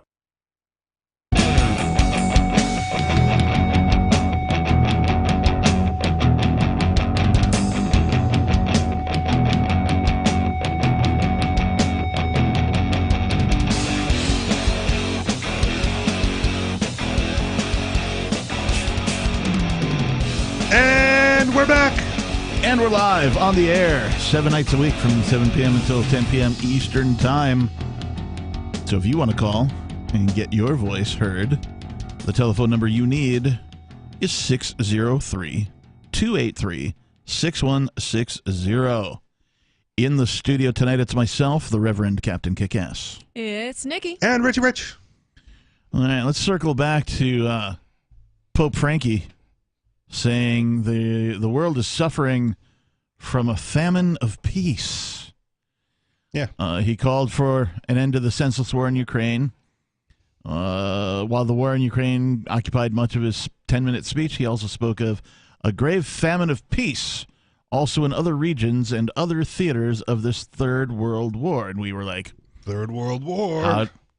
Does the Pope decide when we're at war? And what they're called? Is he the Or is he namer? talking about third world countries? Because that's what my brain just told me when you read that sentence. I didn't think about that either. Yeah, he could mean something different than, instead of WWIII, he could mean that the world is at war with third world countries. Okay. Right? I mean, which one is he calling a third world country then? Russia or Other. Ukraine? He just says other places. Oh, okay. He's being vague and nondescript. He's vague booking. Okay. Yeah. Pope only decides war when he sends out the Crusaders. He did single out conflicts and humanitarian crises in the Middle East, Myanmar, Haiti, and the Sahel region of Africa. The pontiff also prayed for reconciliation in Iran, where mass anti-government protests have swept the country for more than 3 months. A lot of mostly peaceful protests. A lot of folks probably don't even know that that's going on because it's crickets on mainstream media. The protests there have been met by a crackdown with more than 500 people, including 69 children, killed, human rights groups say. Speaking from a balcony at the Basilica overlooking St. Pete's Square, the 86-year-old Pope lamented the human cost of war. He's 86. Looks older than that. Really? He urged... Never mind. I'm dyslexic. You thinking about Joe Biden again? I'm thinking of 68. Oh. Anyways. I was waiting for somebody to bring a 69 joke in here, but they didn't. Okay. Well, I mean, there were 69 children. I left that one on the table. I just wanted to make sure I left it open for y'all to make your dirty joke while we're talking about the Pope. You know, it's appropriate. He urged 69 children in the Pope's house. What? I prefer the 77. Okay. Because you get 8 more. 8 more. All right. Oh my gosh. He urged not to forget those who go hungry, while huge amounts of food daily go to waste and resources are being spent on weapons. The war in Ukraine has further aggravated the situation, putting entire peoples at risk of famine, especially in Afghanistan and in the countries in the Horn of Africa, he said. We know that every war causes hunger and exploits food as a weapon, hindering its distribution to people who are already suffering. The Pope said those who hold political responsibilities should lead the way to make food solely an instrument of peace. His message was followed by the customary "To the city and to the world" blessing, recited in Latin and traditionally in many other languages as well. So that's the poop on the Pope. Well, alrighty. I mean, he's not wrong. No. Right? Do we need more peace? Yes. But is there a proscription on how to achieve it? Yeah, he didn't really give too much more information on that. I just really like this article because and I hate saying no one, generalizing, but mainstream media is not talking like this. Everyone's like, we need to go to war. We need to help Ukraine. We need to give them all these weapons and all this money because Russia's evil and Russia's doing bad things and war. Right. But they don't see it as perpetuating this war. Yeah. They see it as helping people. Yeah. But it's not helping people. It's making everything worse. It's making more people die. The more funds and weapons we give to this war, the worse it gets. And it's just, I don't understand how people don't understand that. You know, we see Ukraine flags everywhere, which is fine. You can support Ukraine, but those people are also supporting the war. Yes. Let me take a mini shot at it because my new boss is pro-Ukraine. Okay. And I don't know if he listens to the show, so hopefully I'll be at work on Tuesday. Okay. But his claim was, you know, when the spending bill came down, he was like, "Well, money well spent." I'm like, bruh? Wow. Right? Like, Nope. Why and how? He goes, "Well, you know, if we don't help Ukraine fight off the Russians, right, then we have to worry about the Russians coming here."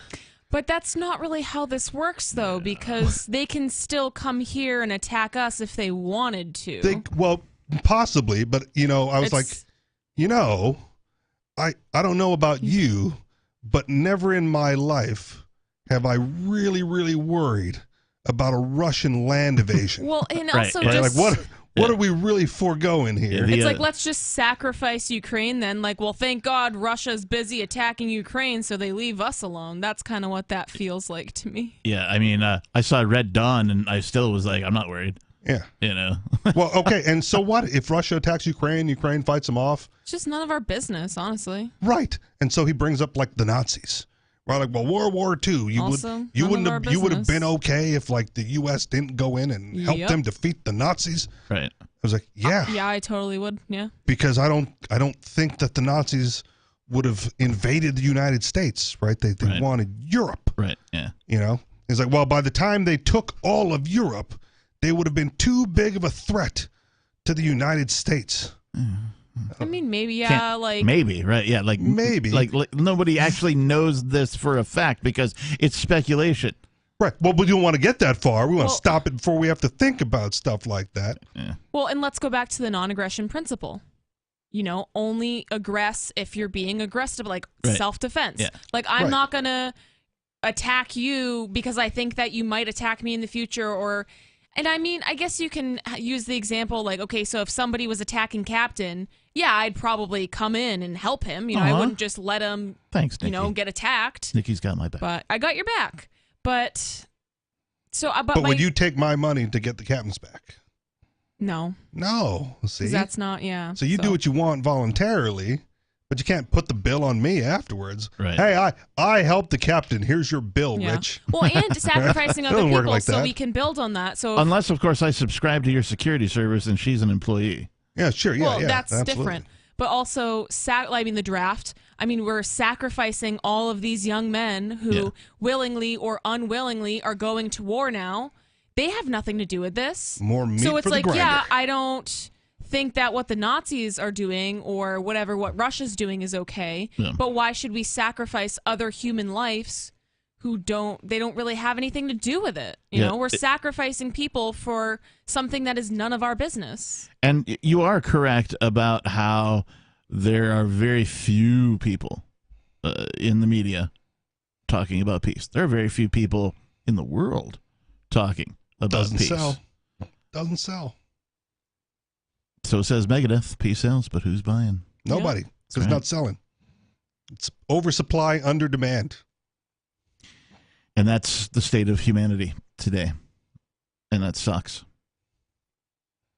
Sucks big time. Yep. Peace should be at the top of everybody's to-do list, in my opinion.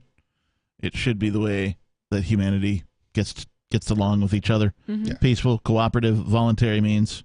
Keep But your also, word. Satisfy your contracts. Be the warrior in the garden, right? Yeah. Prepare yourself for some eventuality or inevitability that someone may decide to aggress upon you. Yeah. And you may need to have the skills of war to defend against that encroachment. Yeah. Indeed. So we talked about the Pope. There's something else that mentioned the Pope here. This is from dailymail.co.uk. The Holy Trinity. A priest close to the Pope is accused of something. And The Holy Trinity. We'll talk about what he's accused of coming up on Free Talk Live. The telephone number is 603-283-6010. 6160. It's the live Sunday night edition. More Free Talk Live is on the way.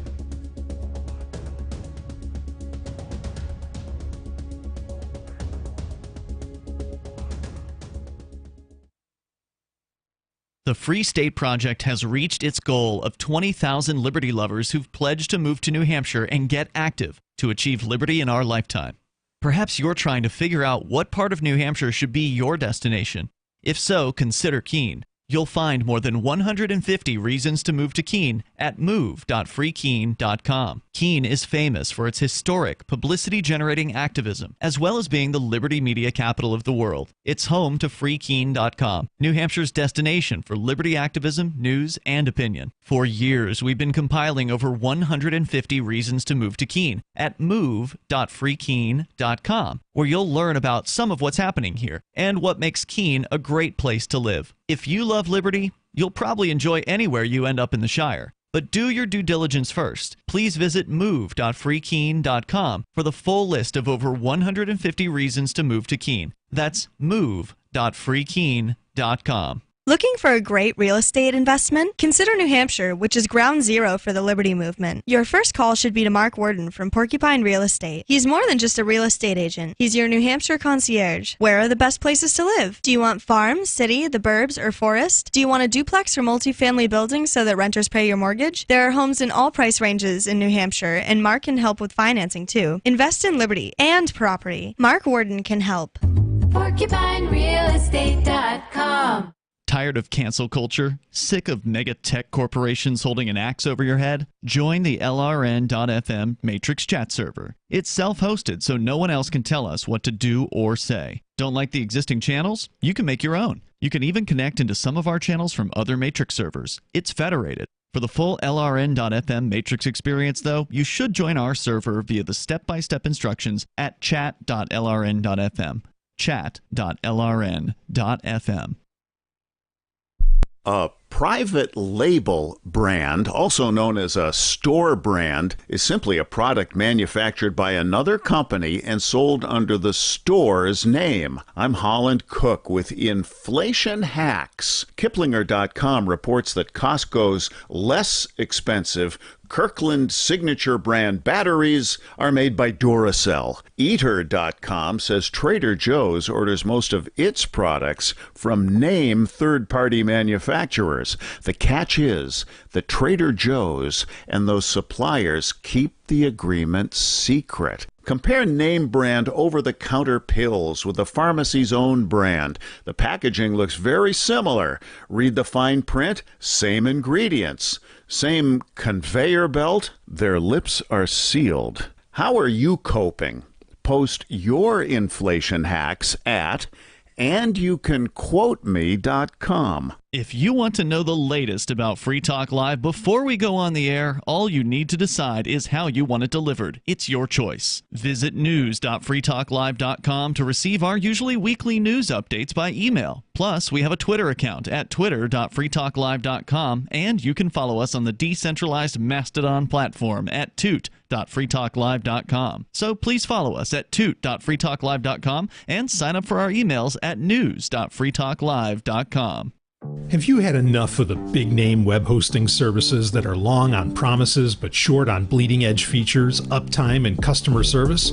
Try Agorist Hosting, the agile web host that offers full concierge service from website redesign, full e-commerce solutions, custom apps for your Shopify store, IPFS integration, and more. Agorist Hosting is ready to take your web presence into the future. To get started, head over to agoristhosting.com.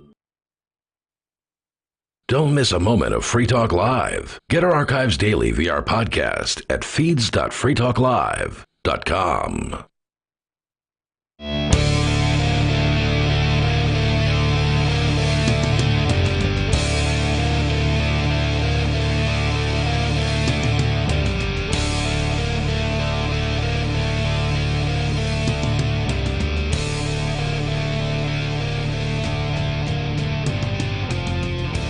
And we're back.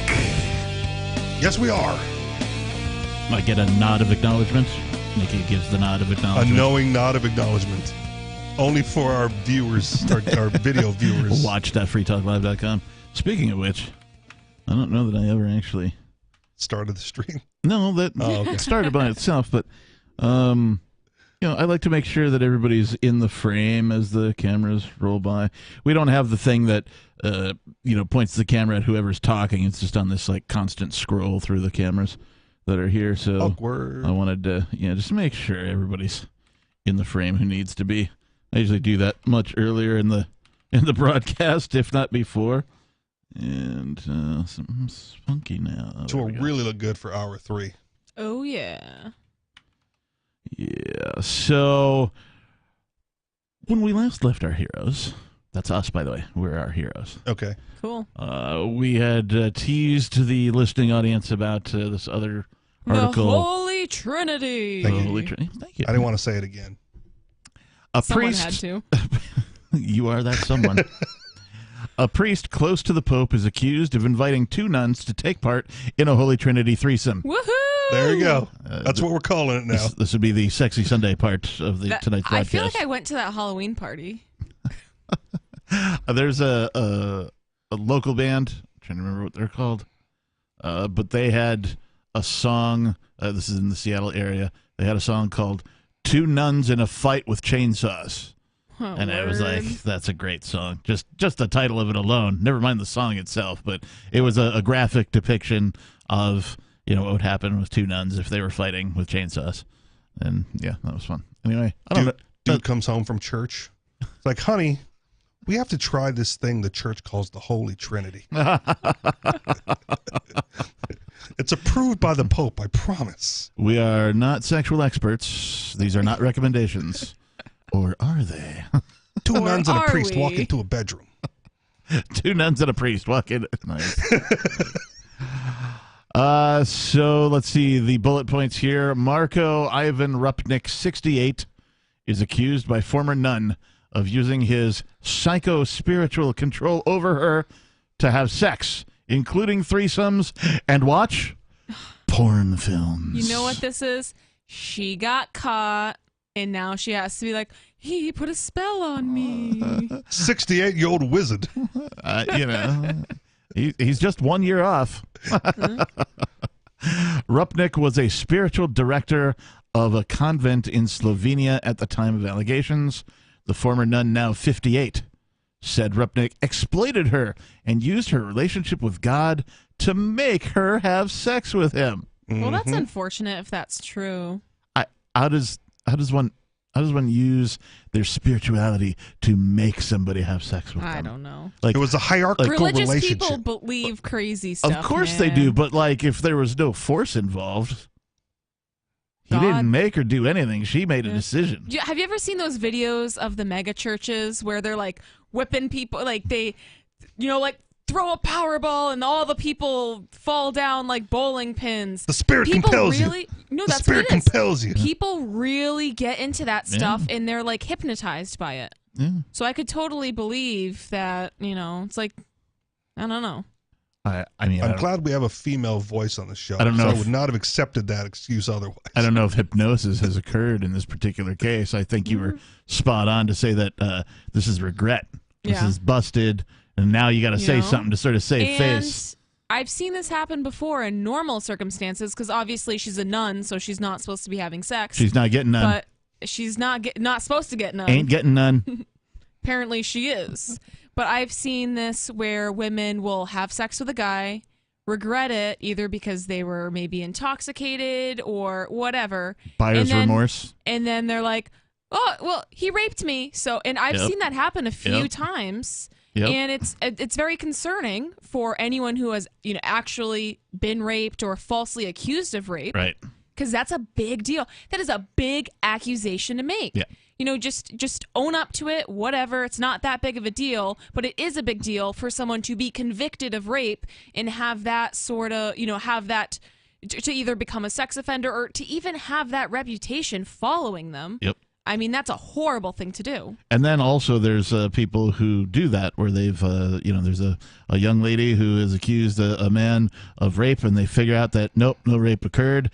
And then she is not prosecuted for lying and bringing the aiming the guns of the state at this guy. Trying to ruin his that life. Should be, that should be horrible. punishable.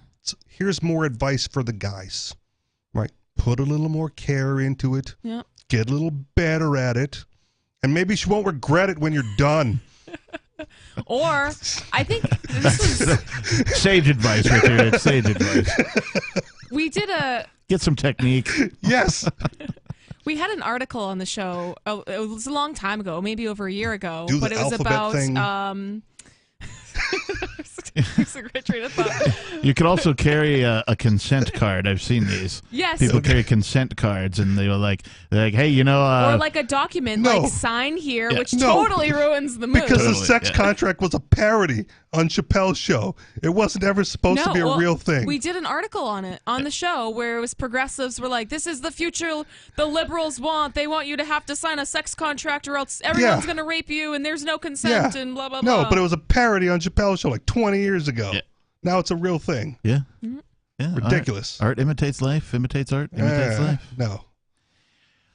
So anyway, a Slovenian priest who is said to be close to the Pope. How close to the Pope is he? Has been accused of inviting 2 nuns to take part in a Holy Trinity threesome.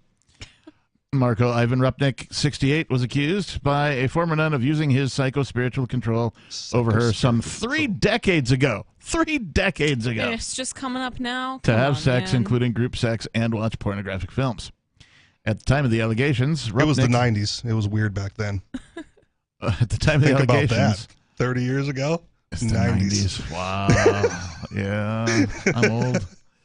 Rupnik, who is known in the church for his artwork, was a spiritual director of the convent in Slovenia, where the former nun, now 58, has described how her complaints against the priest were ignored. Rupnik is now at the centre, they spell it, the English way, C-E-N-T-R-E, of the scandal that has engulfed the Jesuits, a Catholic order of priests and brothers, of which Pope Francis is a member. The former nun told the Italian investigative newspaper Domani on Sunday in an explosive testimony, Father Marco started slowly and sweetly getting inside my psychological and spiritual world, exploiting my uncertainties and fragility, and using my relationship with God to push me into sexual experiences with him. Isn't that how it always works? Yes. I mean, Right. I've never tried that particular technique, so I have no idea. I mean, Well, he started off in right. less words. Sweetly, tenderly, Yeah. lovingly. Rest her shoulder. I have a Tenacious D song running through my head that's inappropriate for the air. Well, you've already dumped yourself once, Captain. Make it twice. Yeah, I try to. I've got like a strict 1 dump limit Oh, for okay. myself. If I can't maintain, that sort of an average at least, then I don't know that I deserve to be on the air. Keep your composure. Did you call me a poser? No. All right, just checking. The nun claimed Rupnik had groomed her.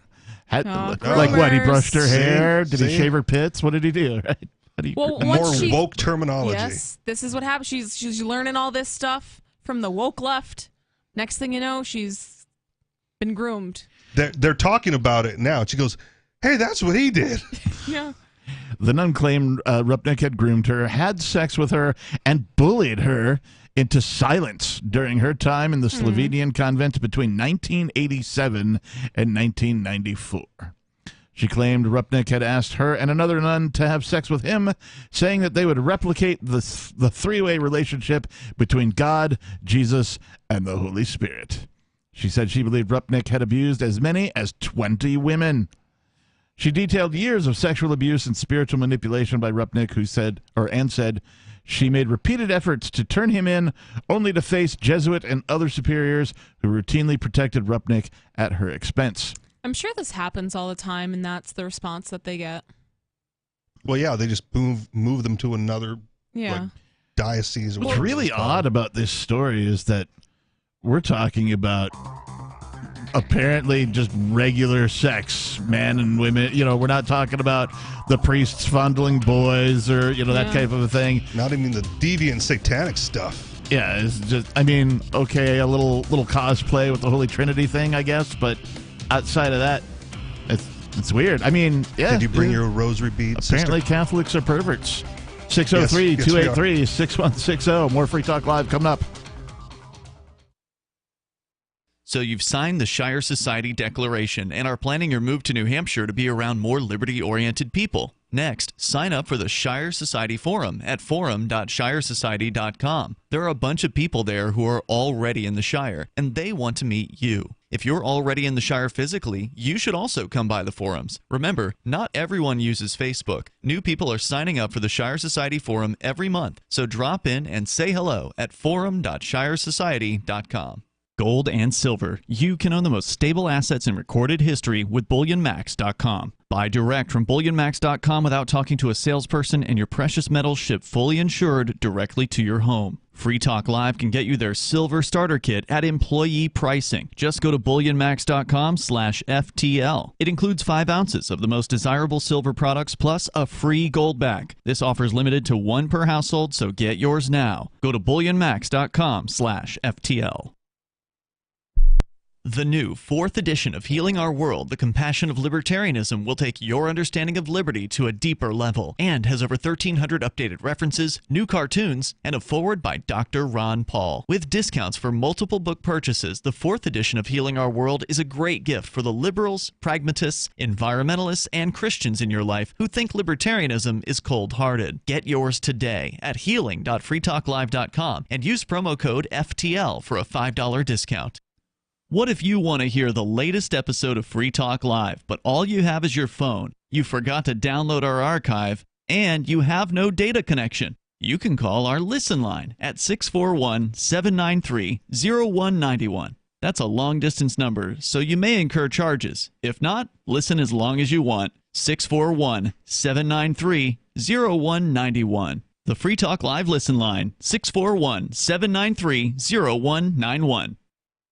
You're listening to the live edition of Free Talk Live. Hour number 3 is next after the news here on the Liberty Radio Network at LRN.FM. From Feature Story News in London, I'm Ollie Barrett. The World Health Organization says China's hospitals appear to be filling up as a latest surge of COVID-19 gathers pace.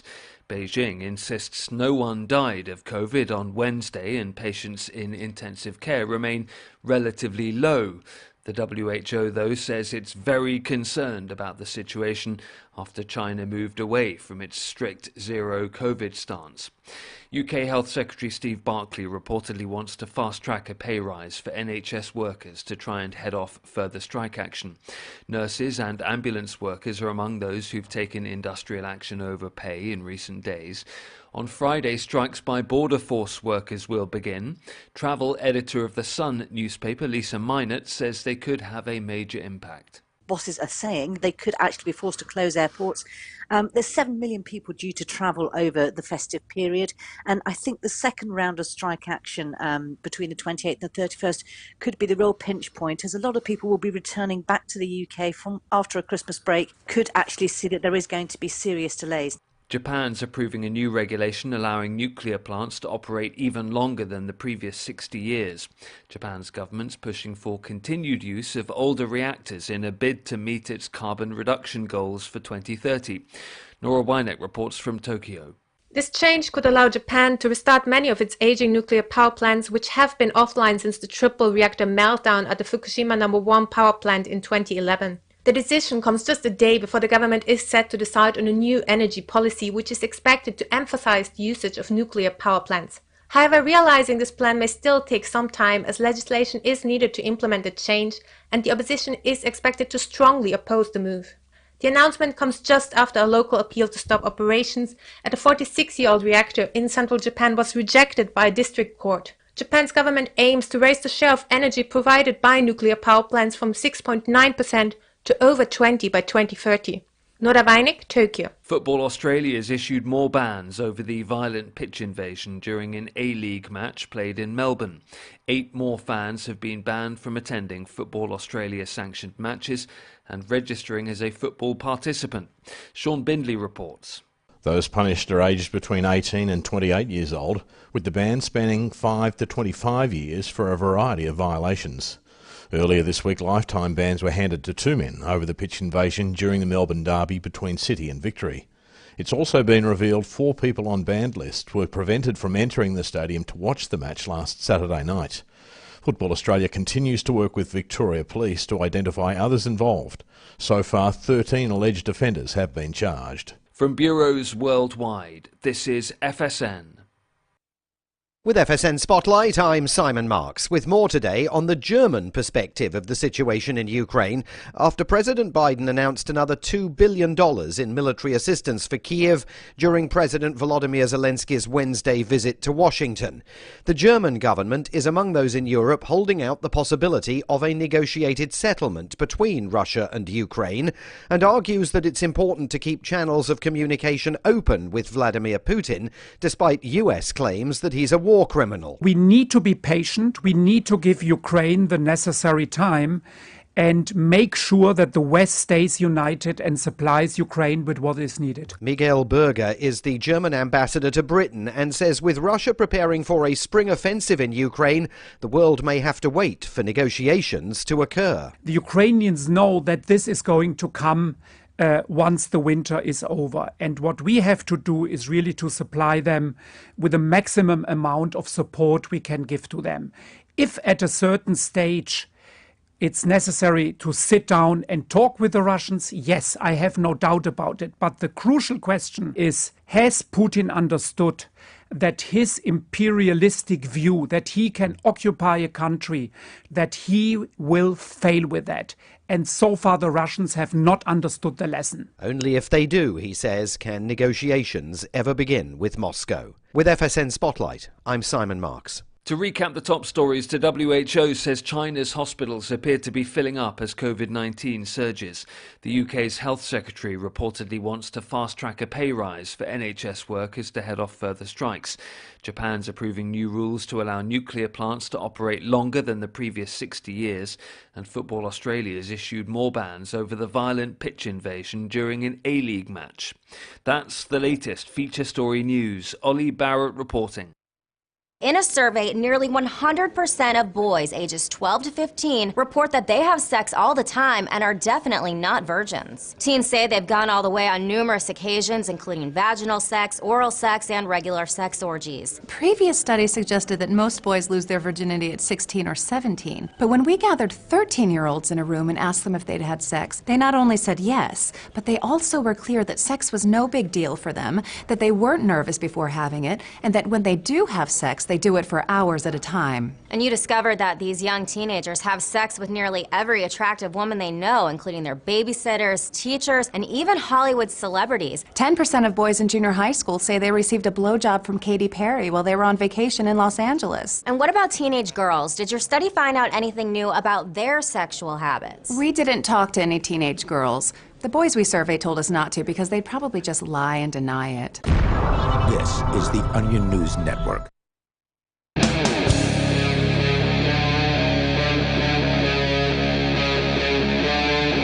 Free Talk Live.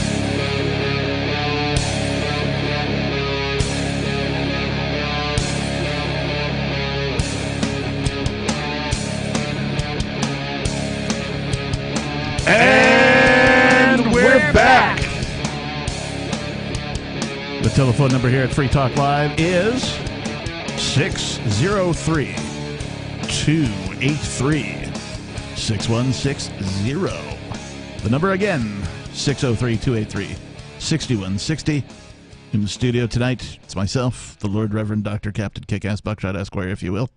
And Nikki. Nikki. And Rich. You got to come up with something more than just and Nikki for, once in a while, just to... And Nikki Sunshine, LPN, midwife-to-be, yoga instructor, sister, niece, granddaughter. Sniper? No, not really, but could be. Marksman? No. Okay. No. Firearms operator? Yeah. Okay. All right. That's cool. Operator. Operator. That's a aficionado. That's weirdly a big deal in like the firearms community. To operate a firearm? Well, whether or not you're a legit operator or not.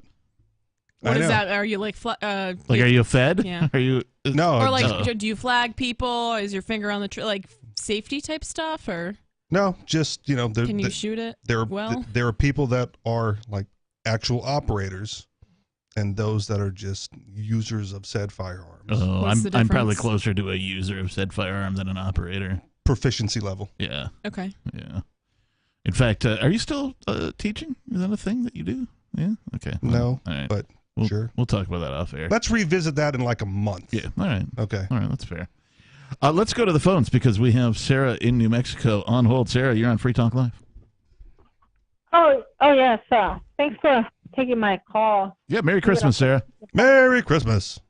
Yeah, Merry Christmas. We made it another year, and then I did not catch COVID or the flu, but I wanted to call in about the flood control. They have quite a bit of a flood control system from the monsoon season that we have in Albuquerque and from the Rio Grande. And so this is like a big deal for all the places where they have rivers. Damn. So the Nile, like taming the Nile was like a big project. Damn. Because the Nile? Right. Going through Albuquerque? No, anytime there's a big river, they get all this rain when it melts from the snow, and then what does it used to just kind of irrigate moisturize the land, water the land any way that they wanted to. You put a farm next to a river, with and you have a water source for your crops. It's like the Fertile Crescent. Yeah, but you know what? Now they have really sophisticated ways of saving the water or funneling the water. They have damn like this, the dams or arroyos. I just never thought that it was that much involved. You know what I mean? So how did you learn about this? Well, I was walking through the trail, and I've seen pictures of when the Albuquerque used to be flooded. I mean, I'm like, I've never knew that it does that. So that when they don't have like the channels, the arroyos and the dams and the flood, where all the water drains off into the streets, and they collect it and have a major system. Otherwise, I've seen pictures of cars and everything being flooded in the 1920s. Oh, yeah. Before they did all of the flood control stuff, there would be, during what you're calling the monsoon season, and this occurs in most of the desert land down there in we'll call it the Southwest, there would be flash floods. Yeah. Literally, like mass flash floods that would wipe out, encampments and, anybody who, that's terrible. Was nearby. So it wasn't until the folks in the cities, got together and were like, hey, we better do something when these monsoons, these torrential downpours come to prevent this from happening. Yeah. And so thank your government and the Army Corps of Engineers. Well, I'm just wondering if this is like the universe's or the Earth's or God, whatever you believe in, if this is their way of saying, don't live here. Well, outside of that, I mean? yes, I'll say yes to that. And I'll also say yes to the desert was not made for humans to live in. Well, and that's what I always think, because people always talk about how New Hampshire is uninhabitable and you can't homestead up here because it's too cold. We have such short growing seasons. That's horse hockey. My family has lived in this area for hundreds of years. Yeah. And I'm here, so clearly we survived. So it's just so much easier to live off the land in a climate. And obviously, like South Carolina might be a little bit easier, but it's still definitely where Sarah's easier at, up here. Where Sarah's at in New Mexico literally sucks. And I don't mean that as like a rip on like the culture. I mean that the desert sucks the life out of everything it touches. That's what it does. And the same thing would go for like Las Vegas. Right? Here is man trying to play God by saying, you know what? We can pump water in from elsewhere and we can turn this area into a livable area. I mean, pretty successfully then. Until those systems fail. Yeah, until like the whole system collapses. Talk about like apocalypse style or collapse of the state when you don't have those systems anymore. I mean, a lot of people are going to go without drinking water. And living off the land in a desert sustainable. is far less easy than living off the land in a non-desert environment. In my I opinion. will say, if you've ever heard of Earth ships, Sarah, I don't know if you've ever heard of Earth ships, but I believe Taos, New Mexico. Yep, so it's this guy, and I'm totally blanking on his name. Michael. But essentially the concept... Michael Reynolds. Yes. Wow. So essentially the concept is Killer. you have these houses that are built Damn. out of trash, and it's essentially built into the land, and it collects rainwater, and even though there's only a few inches of rain there a year, it is so efficient that depending on the size of your roof, you can live off of that little amount of water Right, and whole year long. And what the Earthship does is it takes that amount of rainwater, it waters the crops that are Yeah, it growing recycles it four both times. outside and inside of the house, because there's a built-in greenhouse inside of the house. So it's watering all of Right. that. After it does that, then it goes into a purification area where it comes back as drinking water, and then it goes from there into what we call sort of gray water, Yeah. which you can like do your laundry in. You can use it to flush the toilet, that kind of a thing. And then it goes into its own septic system, and then it goes back out into the sort of the roof of the abode, where it waters and refertilizes whatever crops are there. So I have a question. In your opinion, then, like barring all of these engineering and ingenuity fixes, right? Where on earth is it optimal for human habitation? Right here. What do you mean? No. Optimal. Well, it's a matter of your preference, right? It's It- like it whatever is, yeah. you could adapt yourself to. I really Well, like the Pacific Northwest for that reason. I don't like the Pacific Northwest because, well, they lean left, right? Okay. Like culturally, that was my big. Also, like they tax everything, and it's impossible to live because it's too expensive. But climate-wise, That's alone, what I'm talking about. Climate-wise alone, the Pacific Northwest. So we're talking the greater Seattle area, Okay. west of the mountains there, Western Washington, Oregon. Some of Canada there as it sort of goes up. That whole area rarely gets above 85 degrees, rarely gets below 35. Okay. They rarely have winter. If they do, it's for like maybe a week. No hurricanes, monsoons, tornadoes. The only worry is the earthquake. Okay. Right, because they're on the fault line, right? Well, But that's a big outside, one. well, that is a big one. But you're right, no tornadoes, no hurricanes, and that kind of thing. It's beautiful. The growing season is super long. You can grow almost anything, and if you want winter, you can just climb a mountain. Okay. Yeah, There you that's are. true. You got winter. So Boom. skiing is huge out there. Sledding, all that kind of stuff. You can do all your winter stuff. You just have to drive to it. Okay. I still keep my answer of here. Okay. And I plan, But this summer I plan on building an off-grid house here. I got it that it's Wow. doable here, right? But I'm talking about, optimal for human habitation. I guess Like, it maybe is like the cold Carolinas, here. like North Okay. Carolina, South Carolina. No, but they get if the I'm being hurricanes going up the coast all the time, though. more that inland wipes- then in the mountains. Hey, Sarah, Okay. thanks for the call. We appreciate you. I'm sticking with Pacific Northwest for those specific Okay. reasons, right? I think But that's why I'm optimal- asking. Yeah. Right, because if you're in New Mexico and you're worrying about floods, right, and they have to engineer that away, where don't they have to do that kind of stuff? The Midwest would be another, Wisconsin, Minnesota, Iowa, that kind of thing. That might Except be a in the consideration. winter. Well, okay, but you get winter here, too, so. I didn't suggest here was the answer. More Free Talk Live coming up. Join liberty-minded voluntarists, anarchists, and libertarians from June 15th through the 18th for the 7th annual Fork Fest at Rogers Campground in the beautiful White Mountains of New Hampshire. Fork Fest is a fork of the Porcupine Freedom Festival, which sold out in 2022. For 2023, we're going back to where it all started, the weekend before PorcFest. ForkFest is decentralized, which means that there's no ticket cost and no one is in charge. All you have to do to join the fun is reserve your camping site, RV site, or motel room with Rogers Campground for June 15th through the 18th.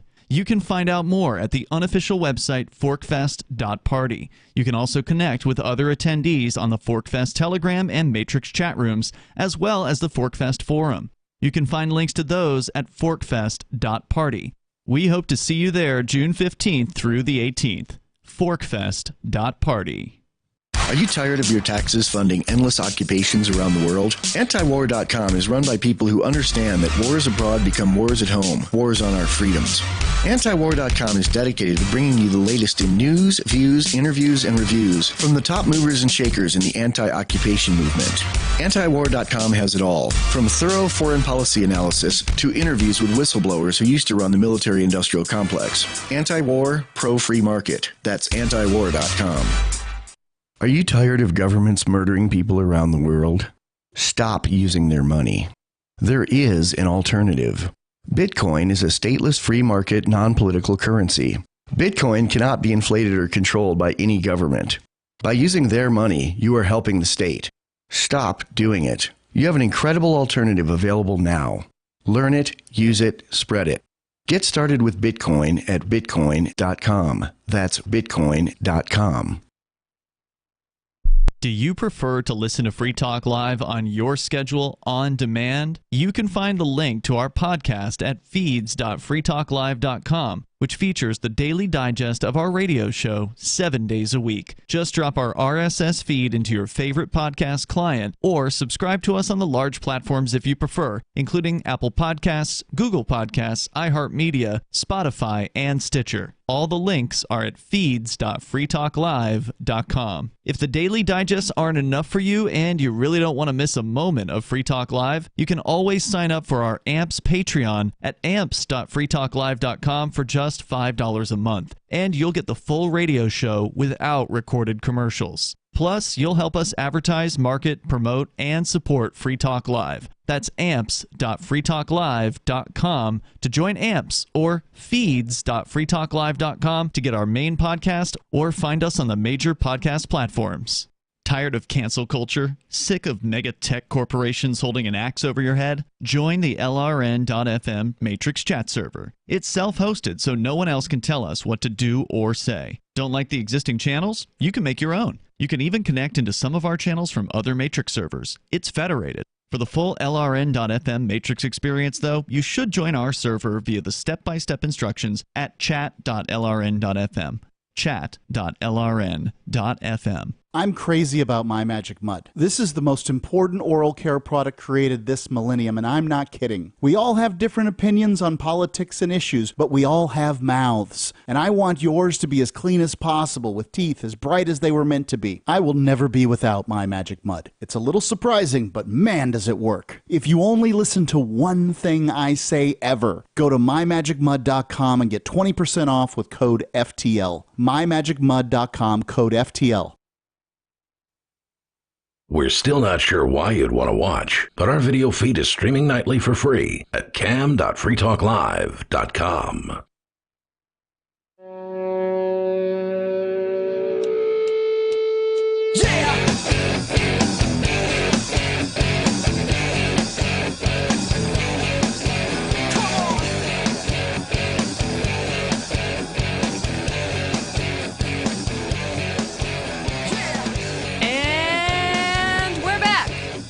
In the nicky of time. She gets more cable wrapped around her earpiece after every break. Yeah. Look at you. I don't know. You want to take that off and untangle it real quick? No, I'm just going to leave it like this. All right. Well, it is Free Talk Live. Some guys are into that. Telephone number is 603-283-6160. In the studio, it's me, Captain. It's me, Nikki. It's me, Richie Rich. What are we talking about now? I don't know. I don't know. Oh, wait. I think we got to move on. I have something prepped. Hang on. Oh. Where did it go? So professional. I've lost my prep. Oh, yeah, we were talking about the Pope. Well, I think we wrapped the Holy Trinity story. And we then did. We took a phone call. Continuing on with Sexy Sunday. Ooh. Sort of. Okay. This isn't sexy, but you'll understand why I segued that into Sexy Sunday in just a second. This from NewYorkPost.com. Man with World War I explosive lodged in his rectum sparks bomb scare and hospital evacuation. Bomb in the bum. Bomb in the bum, bum. Bomb in the bum. Yep, bomb in the bum. Bomb in the bum. I'm surprised they made the hospital evacuate. Bomb in the bum. It was a live bomb, potentially.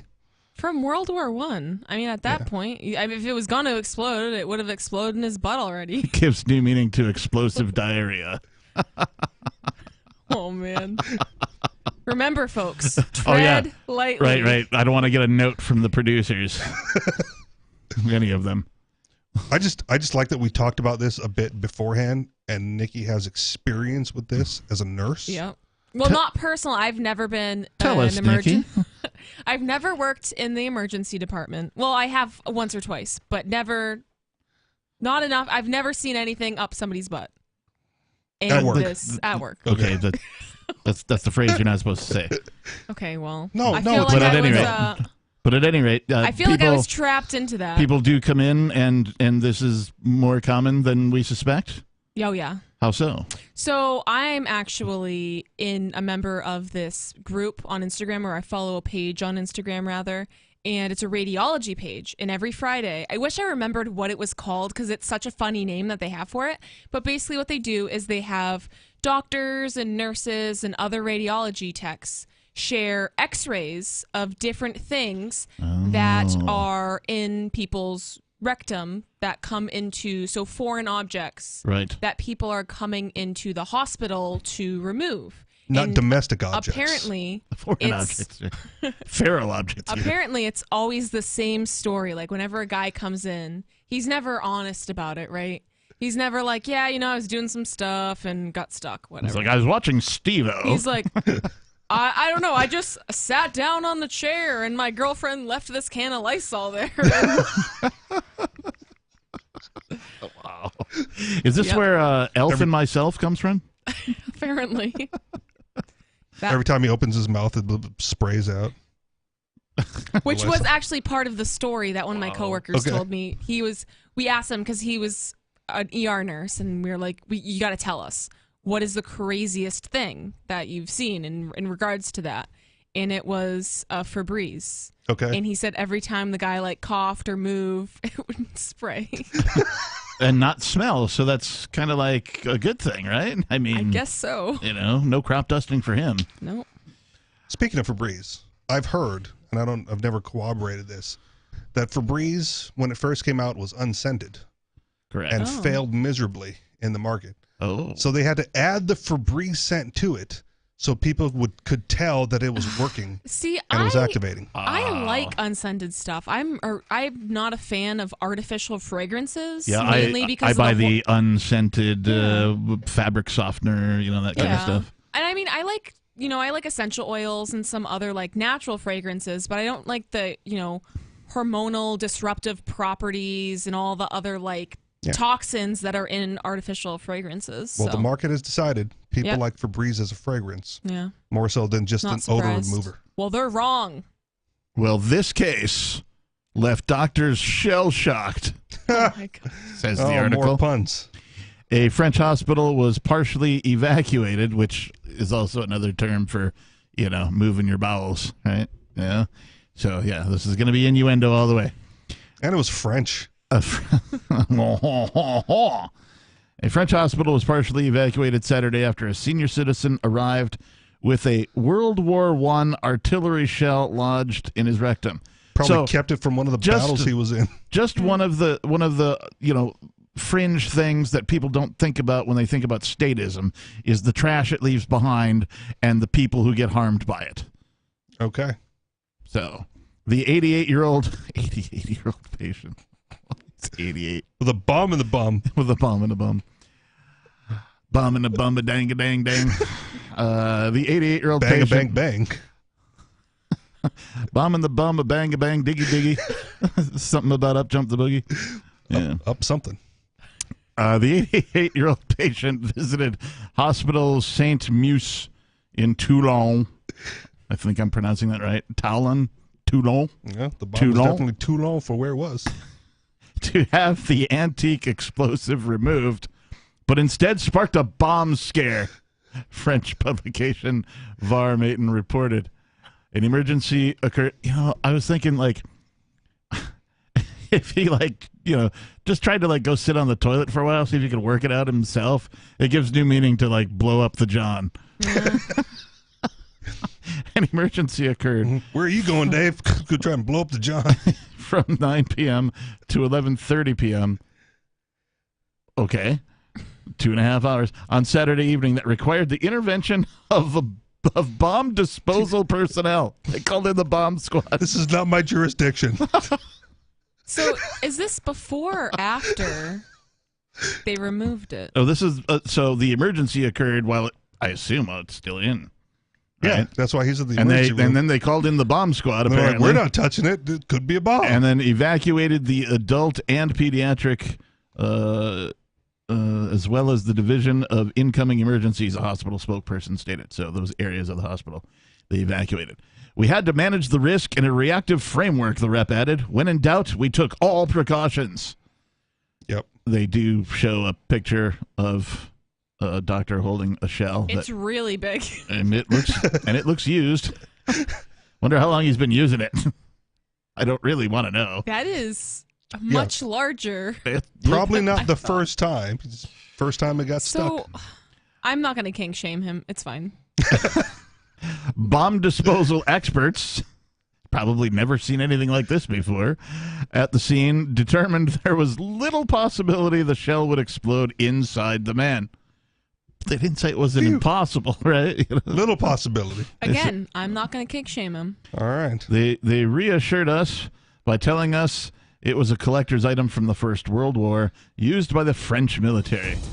Adam and Eve product of the year coming up. Stunned doctors subsequently began the process of trying to remove the object. We'll tell you more about the object and what happened in the rest of this particular story coming up here on Free Talk Live, 603-283-6160. It's Christmas and it's Sunday. More coming up.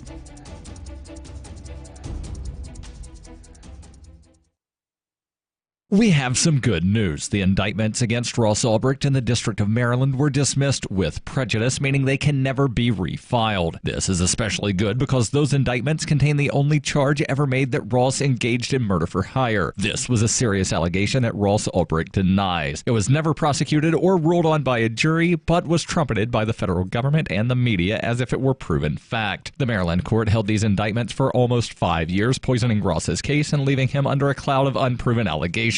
As explained in Ross's appeal to the Supreme Court, the fact that the judge used these allegations to give Ross a draconian sentence of double life without parole violated his Sixth Amendment right to a jury trial. Judges are required to issue sentences based on convictions decided by a jury, not unproven allegations never even charged at trial. Although this is a positive development, the dropped indictment will not set Ross free. Now, a presidential pardon is Ross's only hope of freedom. Sign the petition at freeross.org. freeross.org.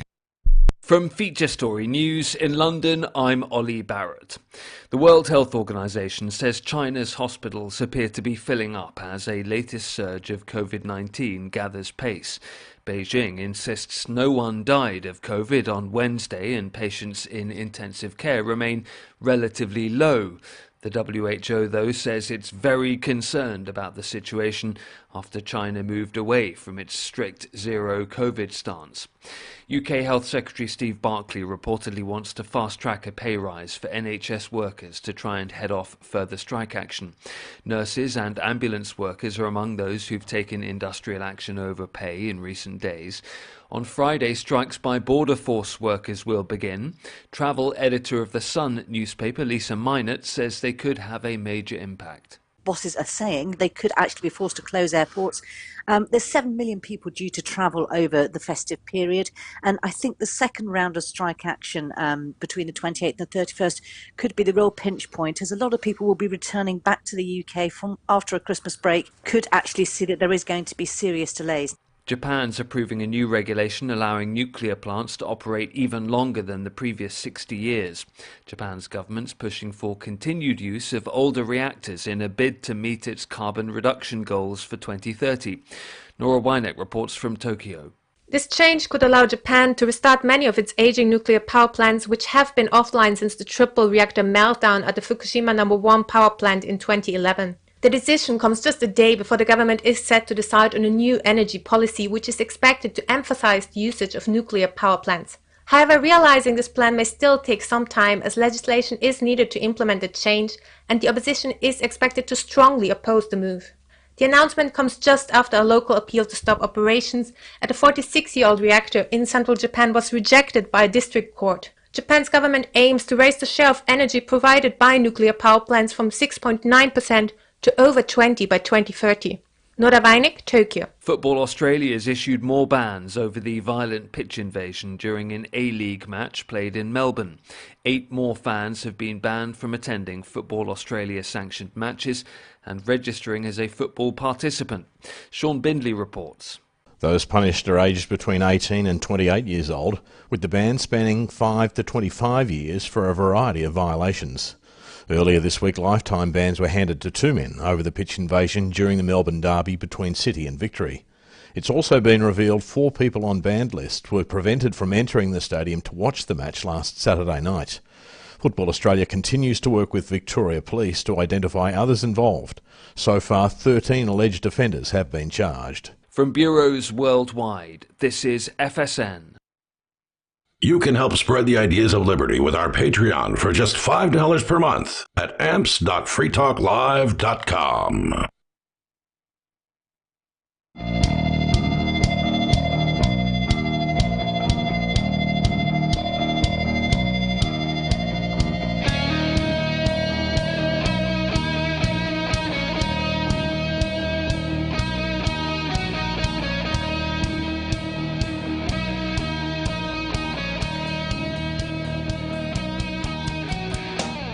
And we're back. We are back. And we're live. And we're in the studio. I'm the captain. Who are you? I'm Nikki. Who are you? I'm Richie Rich. We are your hosts here at Free Talk Live. We are Free Talk Live. We are, at least for the rest of the evening anyway. 603-283-6160. Before we go on, I want to tell you that you can join liberty-minded voluntarists, anarchists, and libertarians from June 15th through the 18th for the 7th annual Fork Fest at Rogers Campground in the beautiful White Mountains of New Hampshire.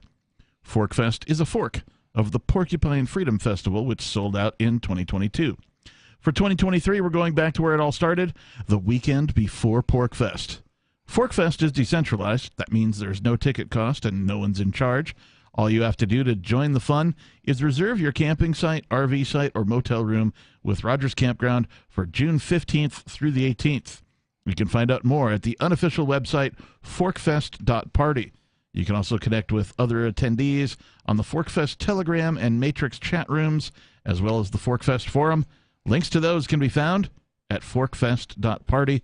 We hope to see you there. Please visit forkfest.party. Yeehaw. God willing, get to meet all your favorite Free Talk Live hosts. And crash my wedding.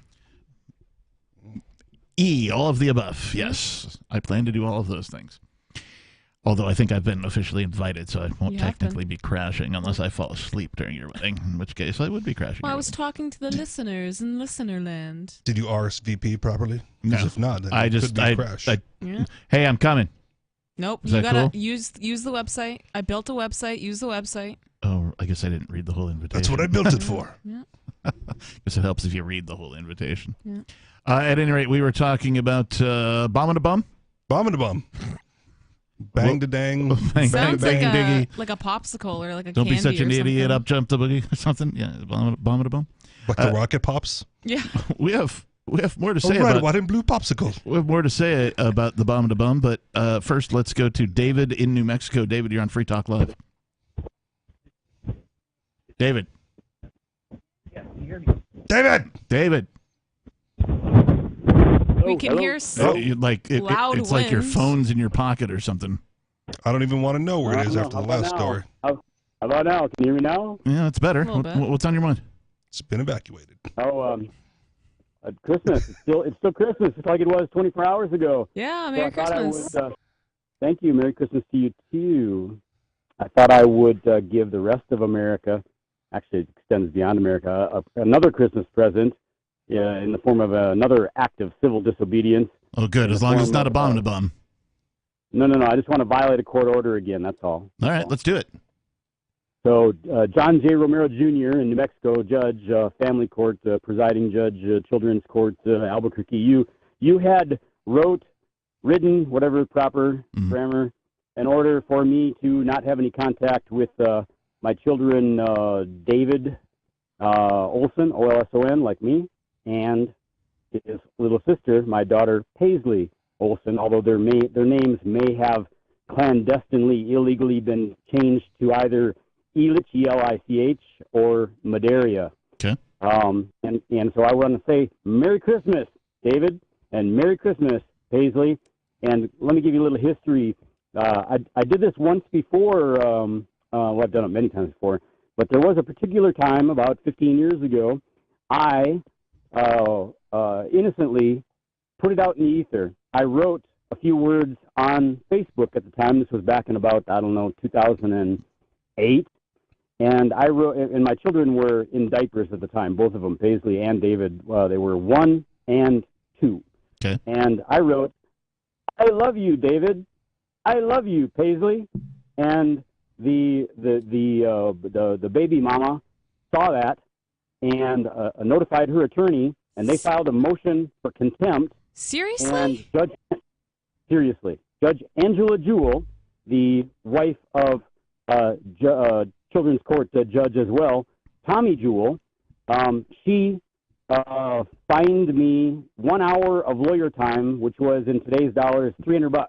Mm-hmm. And if I didn't pay the $300 for saying "I love you, David," "I love you, Paisley," I would go to jail. And family court, welcome to it. Welcome to it, yeah. So I'm not scared no more, Angela. Not scared no more, John J. Romero Jr. So you know what? I could use a 6-month vacation with free rent and 3 squares a day, hots in a cot. So bring it on. Find me in contempt. Throw me in jail for 6 months for defying your order to not have any contact with my own biological children, based on nothing, basically. I appreciate you violating the what is it? Is it an order? Yeah, it's a judge's order. John J. Romero Jr. signed it himself. It just blows my mind that your whole story regards to your children just blows my mind, and every time I learn something else about it, it just keeps getting worse and worse. Like, well, not every time. Well, too much. Merry Christmas. I'm not giving you too much guff tonight. And you guys actually only heard about like 2% of all the little juicy details like that. Yeah, but I mean that's mostly because you repeat yourself the whole story every time. You got to give us new it, details every time. Yeah, I'm that's all I was getting at, but I don't want to be too harsh tonight. David, Merry Christmas, dude. Same thing. Well, you could say Merry Christmas to David Olson Jr. and to Paisley. And Merry Christmas to David Jr. and Paisley as well. Thanks for the call. Have a great night. Have a great night. That's such a beautiful name. That's a cute name. I was going to ask him if Paisley wore Paisley diapers. I think he did better with the names. I don't think she's in diapers anymore. Well, he probably wouldn't even know because he didn't get to have any contact with the kids. So yeah.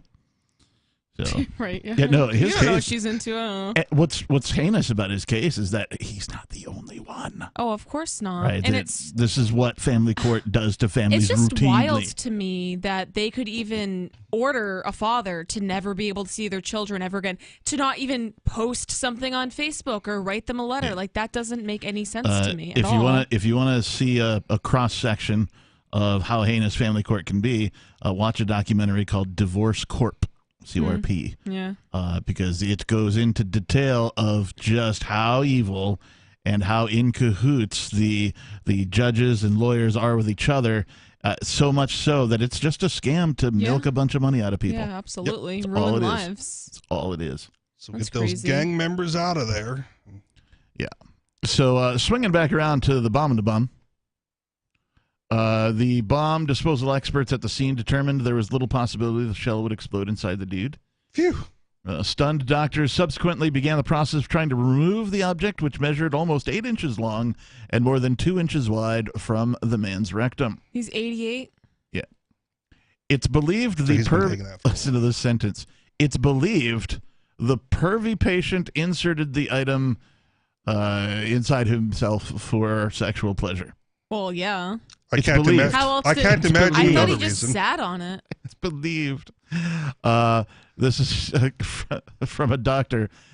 An apple, a mango, or even a can of shaving foam. We are used to finding unusual objects inserted where they shouldn't be. But a shell? Never. I fell, I swear. I just fell and... Medics were forced to take the elderly man into surgery, cutting open his abdomen in order to remove the relic. That is hardcore. Cut open his abdomen to remove? Escalated quickly. Yeah. So he basically Can't got just stick your hand in there? He got a I mean, with that open, I feel so inadequate with those dimensions. Sounds like he got a C-section. It does. Right, yeah. Well, he doesn't have a uterus, but... Okay, cut into the abdomen. He's going to have that scar under his belly. Yeah. According to the hospital, 4 years he's of now his in life. good health and expected to make a full recovery. He's going to do it again. Well, Guaranteed. I'll put money on that. Because they went in through the stomach. So, like they left that back end all like normal and good to go. There are things called stoppers that prevent things from getting lost. He probably thought the rim of the shell would be enough. Apparently not. 603-283-6160. Still more Free Talk Live coming.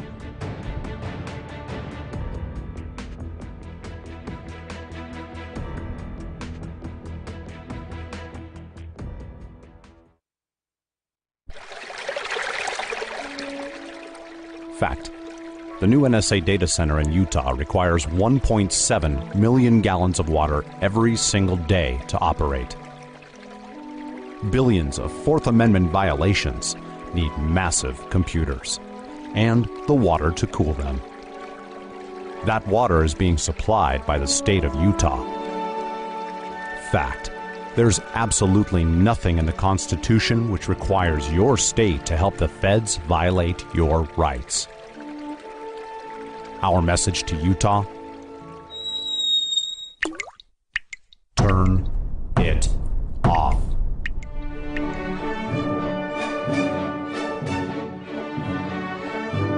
No water equals no NSA data center. Visit offnow.org.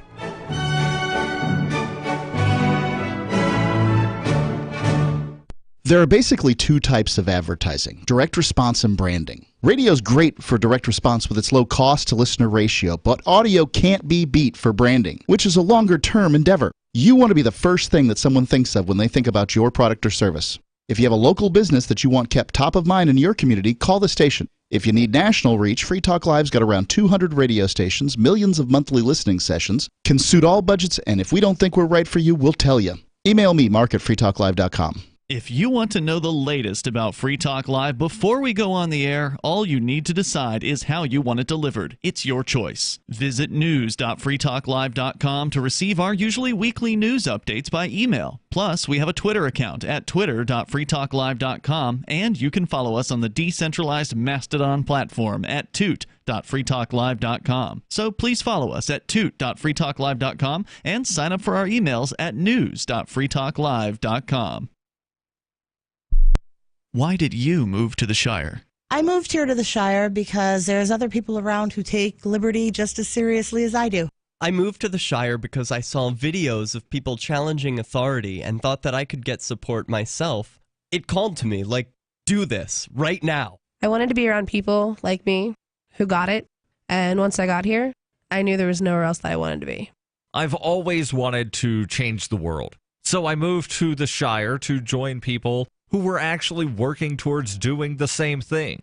The people here are awesome, loving, and positive. It was for the adventure and for the feeling of something important is happening here, and I just wanted to come to sort of be part of that. Visit ShireSociety.com to read and sign the Shire Society Declaration and learn the reasons why, if you love liberty, you should immigrate to the Shire. Plus, connect with others via the forum at ShireSociety.com. That's ShireSociety.com. What if you want to hear the latest episode of Free Talk Live, but all you have is your phone, you forgot to download our archive, and you have no data connection? You can call our Listen line at 641-793-0191. That's a long-distance number, so you may incur charges. If not, listen as long as you want. 641-793-0191. The Free Talk Live Listen line, 641-793-0191. Looking for a great real estate investment? Consider New Hampshire, which is ground zero for the Liberty Movement. Your first call should be to Mark Worden from Porcupine Real Estate. He's more than just a real estate agent. He's your New Hampshire concierge. Where are the best places to live? Do you want farm, city, the burbs, or forest? Do you want a duplex or multifamily building so that renters pay your mortgage? There are homes in all price ranges in New Hampshire, and Mark can help with financing too. Invest in liberty and property. Mark Worden can help. PorcupineRealEstate.com. Yep, we still do email. Drop your email address in the entry box at freetalklive.com, and you'll be kept in the loop with Free Talk Live.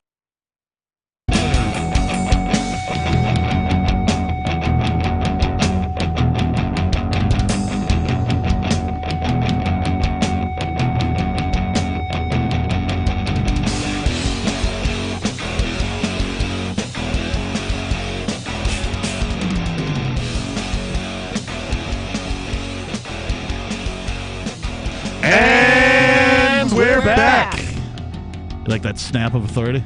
It works, though. I was like, all right, word. It's Pavlovian. Very Pavlovian. If you need to get your girlfriend's attention, just go ahead and snap your finger. Or clap. She'll come right to attention. Clapping works too. But so I've played that card game Magic the Gathering. You have? Yes, with people who drink and or partake in the marijuana.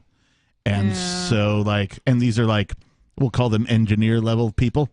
Right? Nerds, but their jobs high level nerds. But their jobs are their jobs are software programmer or they've got nerdy jobs engineer too. or that kind of stuff. Well paid nerds. So as you can imagine, the ADD is strong, particularly when you get a couple of cocktails in you and some marijuana's flowing. And so we would do a thing where in order to pass the turn, we would okay, your turn. We would clap and then point at the person whose turn it was, and that seemed to work. Huh? Yeah, so little tips on gaming from the Reverend Captain Kickass here on this Christmas edition of Free Talk Live. I have one serious thing to talk about, but first I want to say thank you to Benjamin Munson. Benjamin Munson is a gold level amplifier, and that means he gives $25 a month to the AMPS program over at Advertise, Market, Promote, and Support, amps.freetalklive.com. What does this money go for, you might ask? Well, we're on somewhere around 200 radio stations now. We could be on 250, 300. It's not out of the question. We're on some satellite stations. We could expand that. There's a lot of things that we could be doing that we're not doing. If you enjoy this program, the hosts, the co-hosts, the callers, the message of freedom, peace, and prosperity that we bring, please consider becoming an amplifier over at amps.freetalklive.com. There are some perks. There's different levels. It's like a Patreon type setup if you're familiar with that. The biggest perk is you get the whole show in podcast form. It's true. Commercial free. Yeah. So thank you, Benjamin Munson, for your contribution to Free Talk Live. We appreciate you. All right. Business is out of the way. The one serious thing I want to talk about is this is breaking news from yesterday at 1:50 p.m. It's about Sam Bankman fraud and the government, apparently. By government, I mean the United States government. All right. A secret back channel between FTX and White House was closed the day after FTX filed for bankruptcy. Not surprised. A secret back channel between FTX and the Biden White House shut down the day after FTX filed. In November, TGP reported, this is from the Gateway Pundit, by the way. TGP reported that billions were sent to Ukraine from the U.S. Ukraine took some of his money and invested it in FTX. FTX then took millions of dollars and invested them in U.S. politicians. The far-left Washington Post reported on March 3rd that Ukraine was dealing in crypto. The Ukrainian government has gathered more than $42 million in cryptocurrency donations since Saturday, plus digital artwork, including a limited edition worth roughly $200,000, according to blockchain and analytics firm Elliptic. The challenge is how the country cashes in on these assets to fund its war needs. I find it interesting that governments are transacting in cryptocurrency. Yep. I wonder if they have a license. Well, they're the license issuer. So okay, but even if they didn't, does it mean they have one? I mean, do cops break the law? Shouldn't they be, SWAT teaming themselves if they have no license? Yeah, they should be So doing things I can't say on the radio. Right. So a lot of things written into the law, right, exclude the behavior of cops.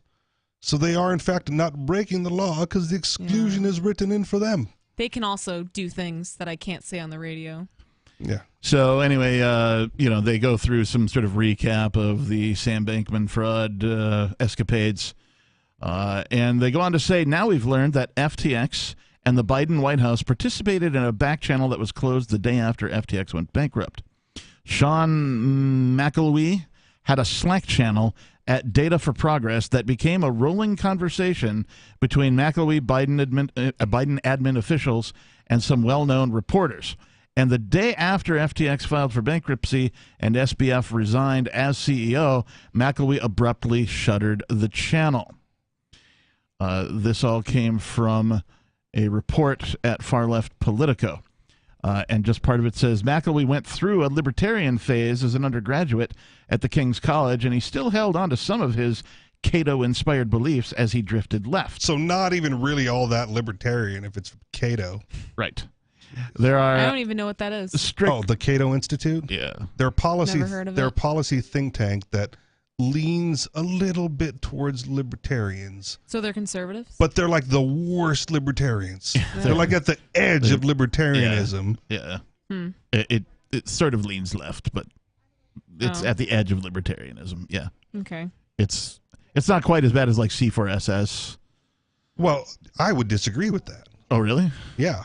You think the Cato's worse than I think C4SS? I think C4SS is more libertarian than the Cato Institute. Oh, wow. Okay. Shows you how much I'm paying attention.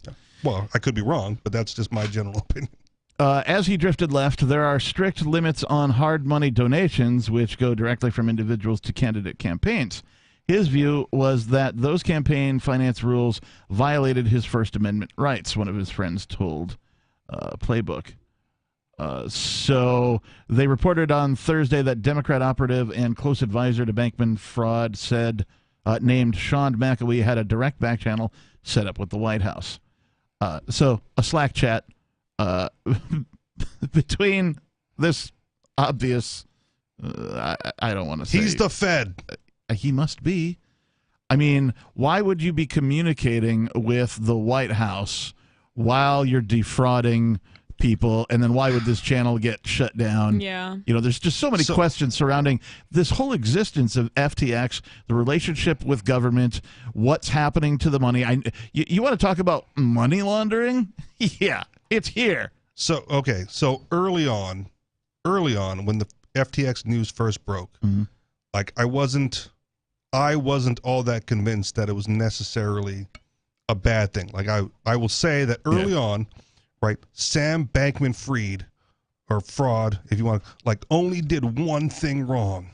Okay. Right? And that's everything that he did with other people's money.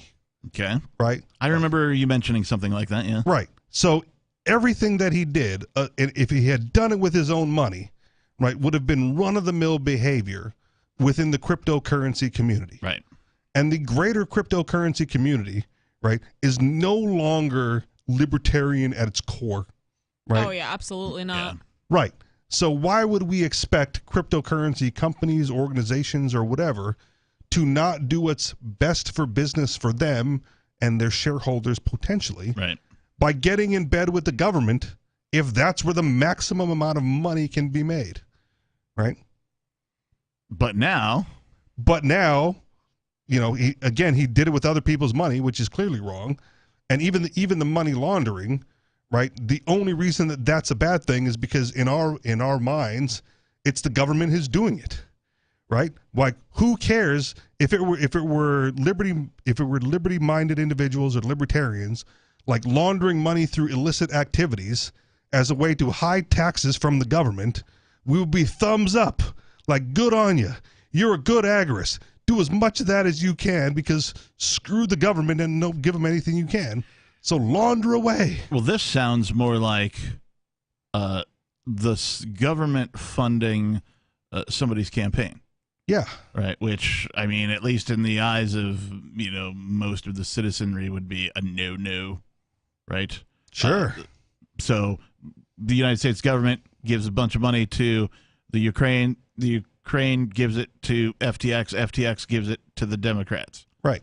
That sounds a whole lot like funding your own campaign. It's like extra steps, but it's bad because it's other people's money, right? If Sam Bankman-Fried wanted to fund the Democrat campaign with his own money, right, and federal law prohibits him from doing so directly, right, and he found this loophole, right, and for whatever reason he was funding a libertarian candidate. Yeah.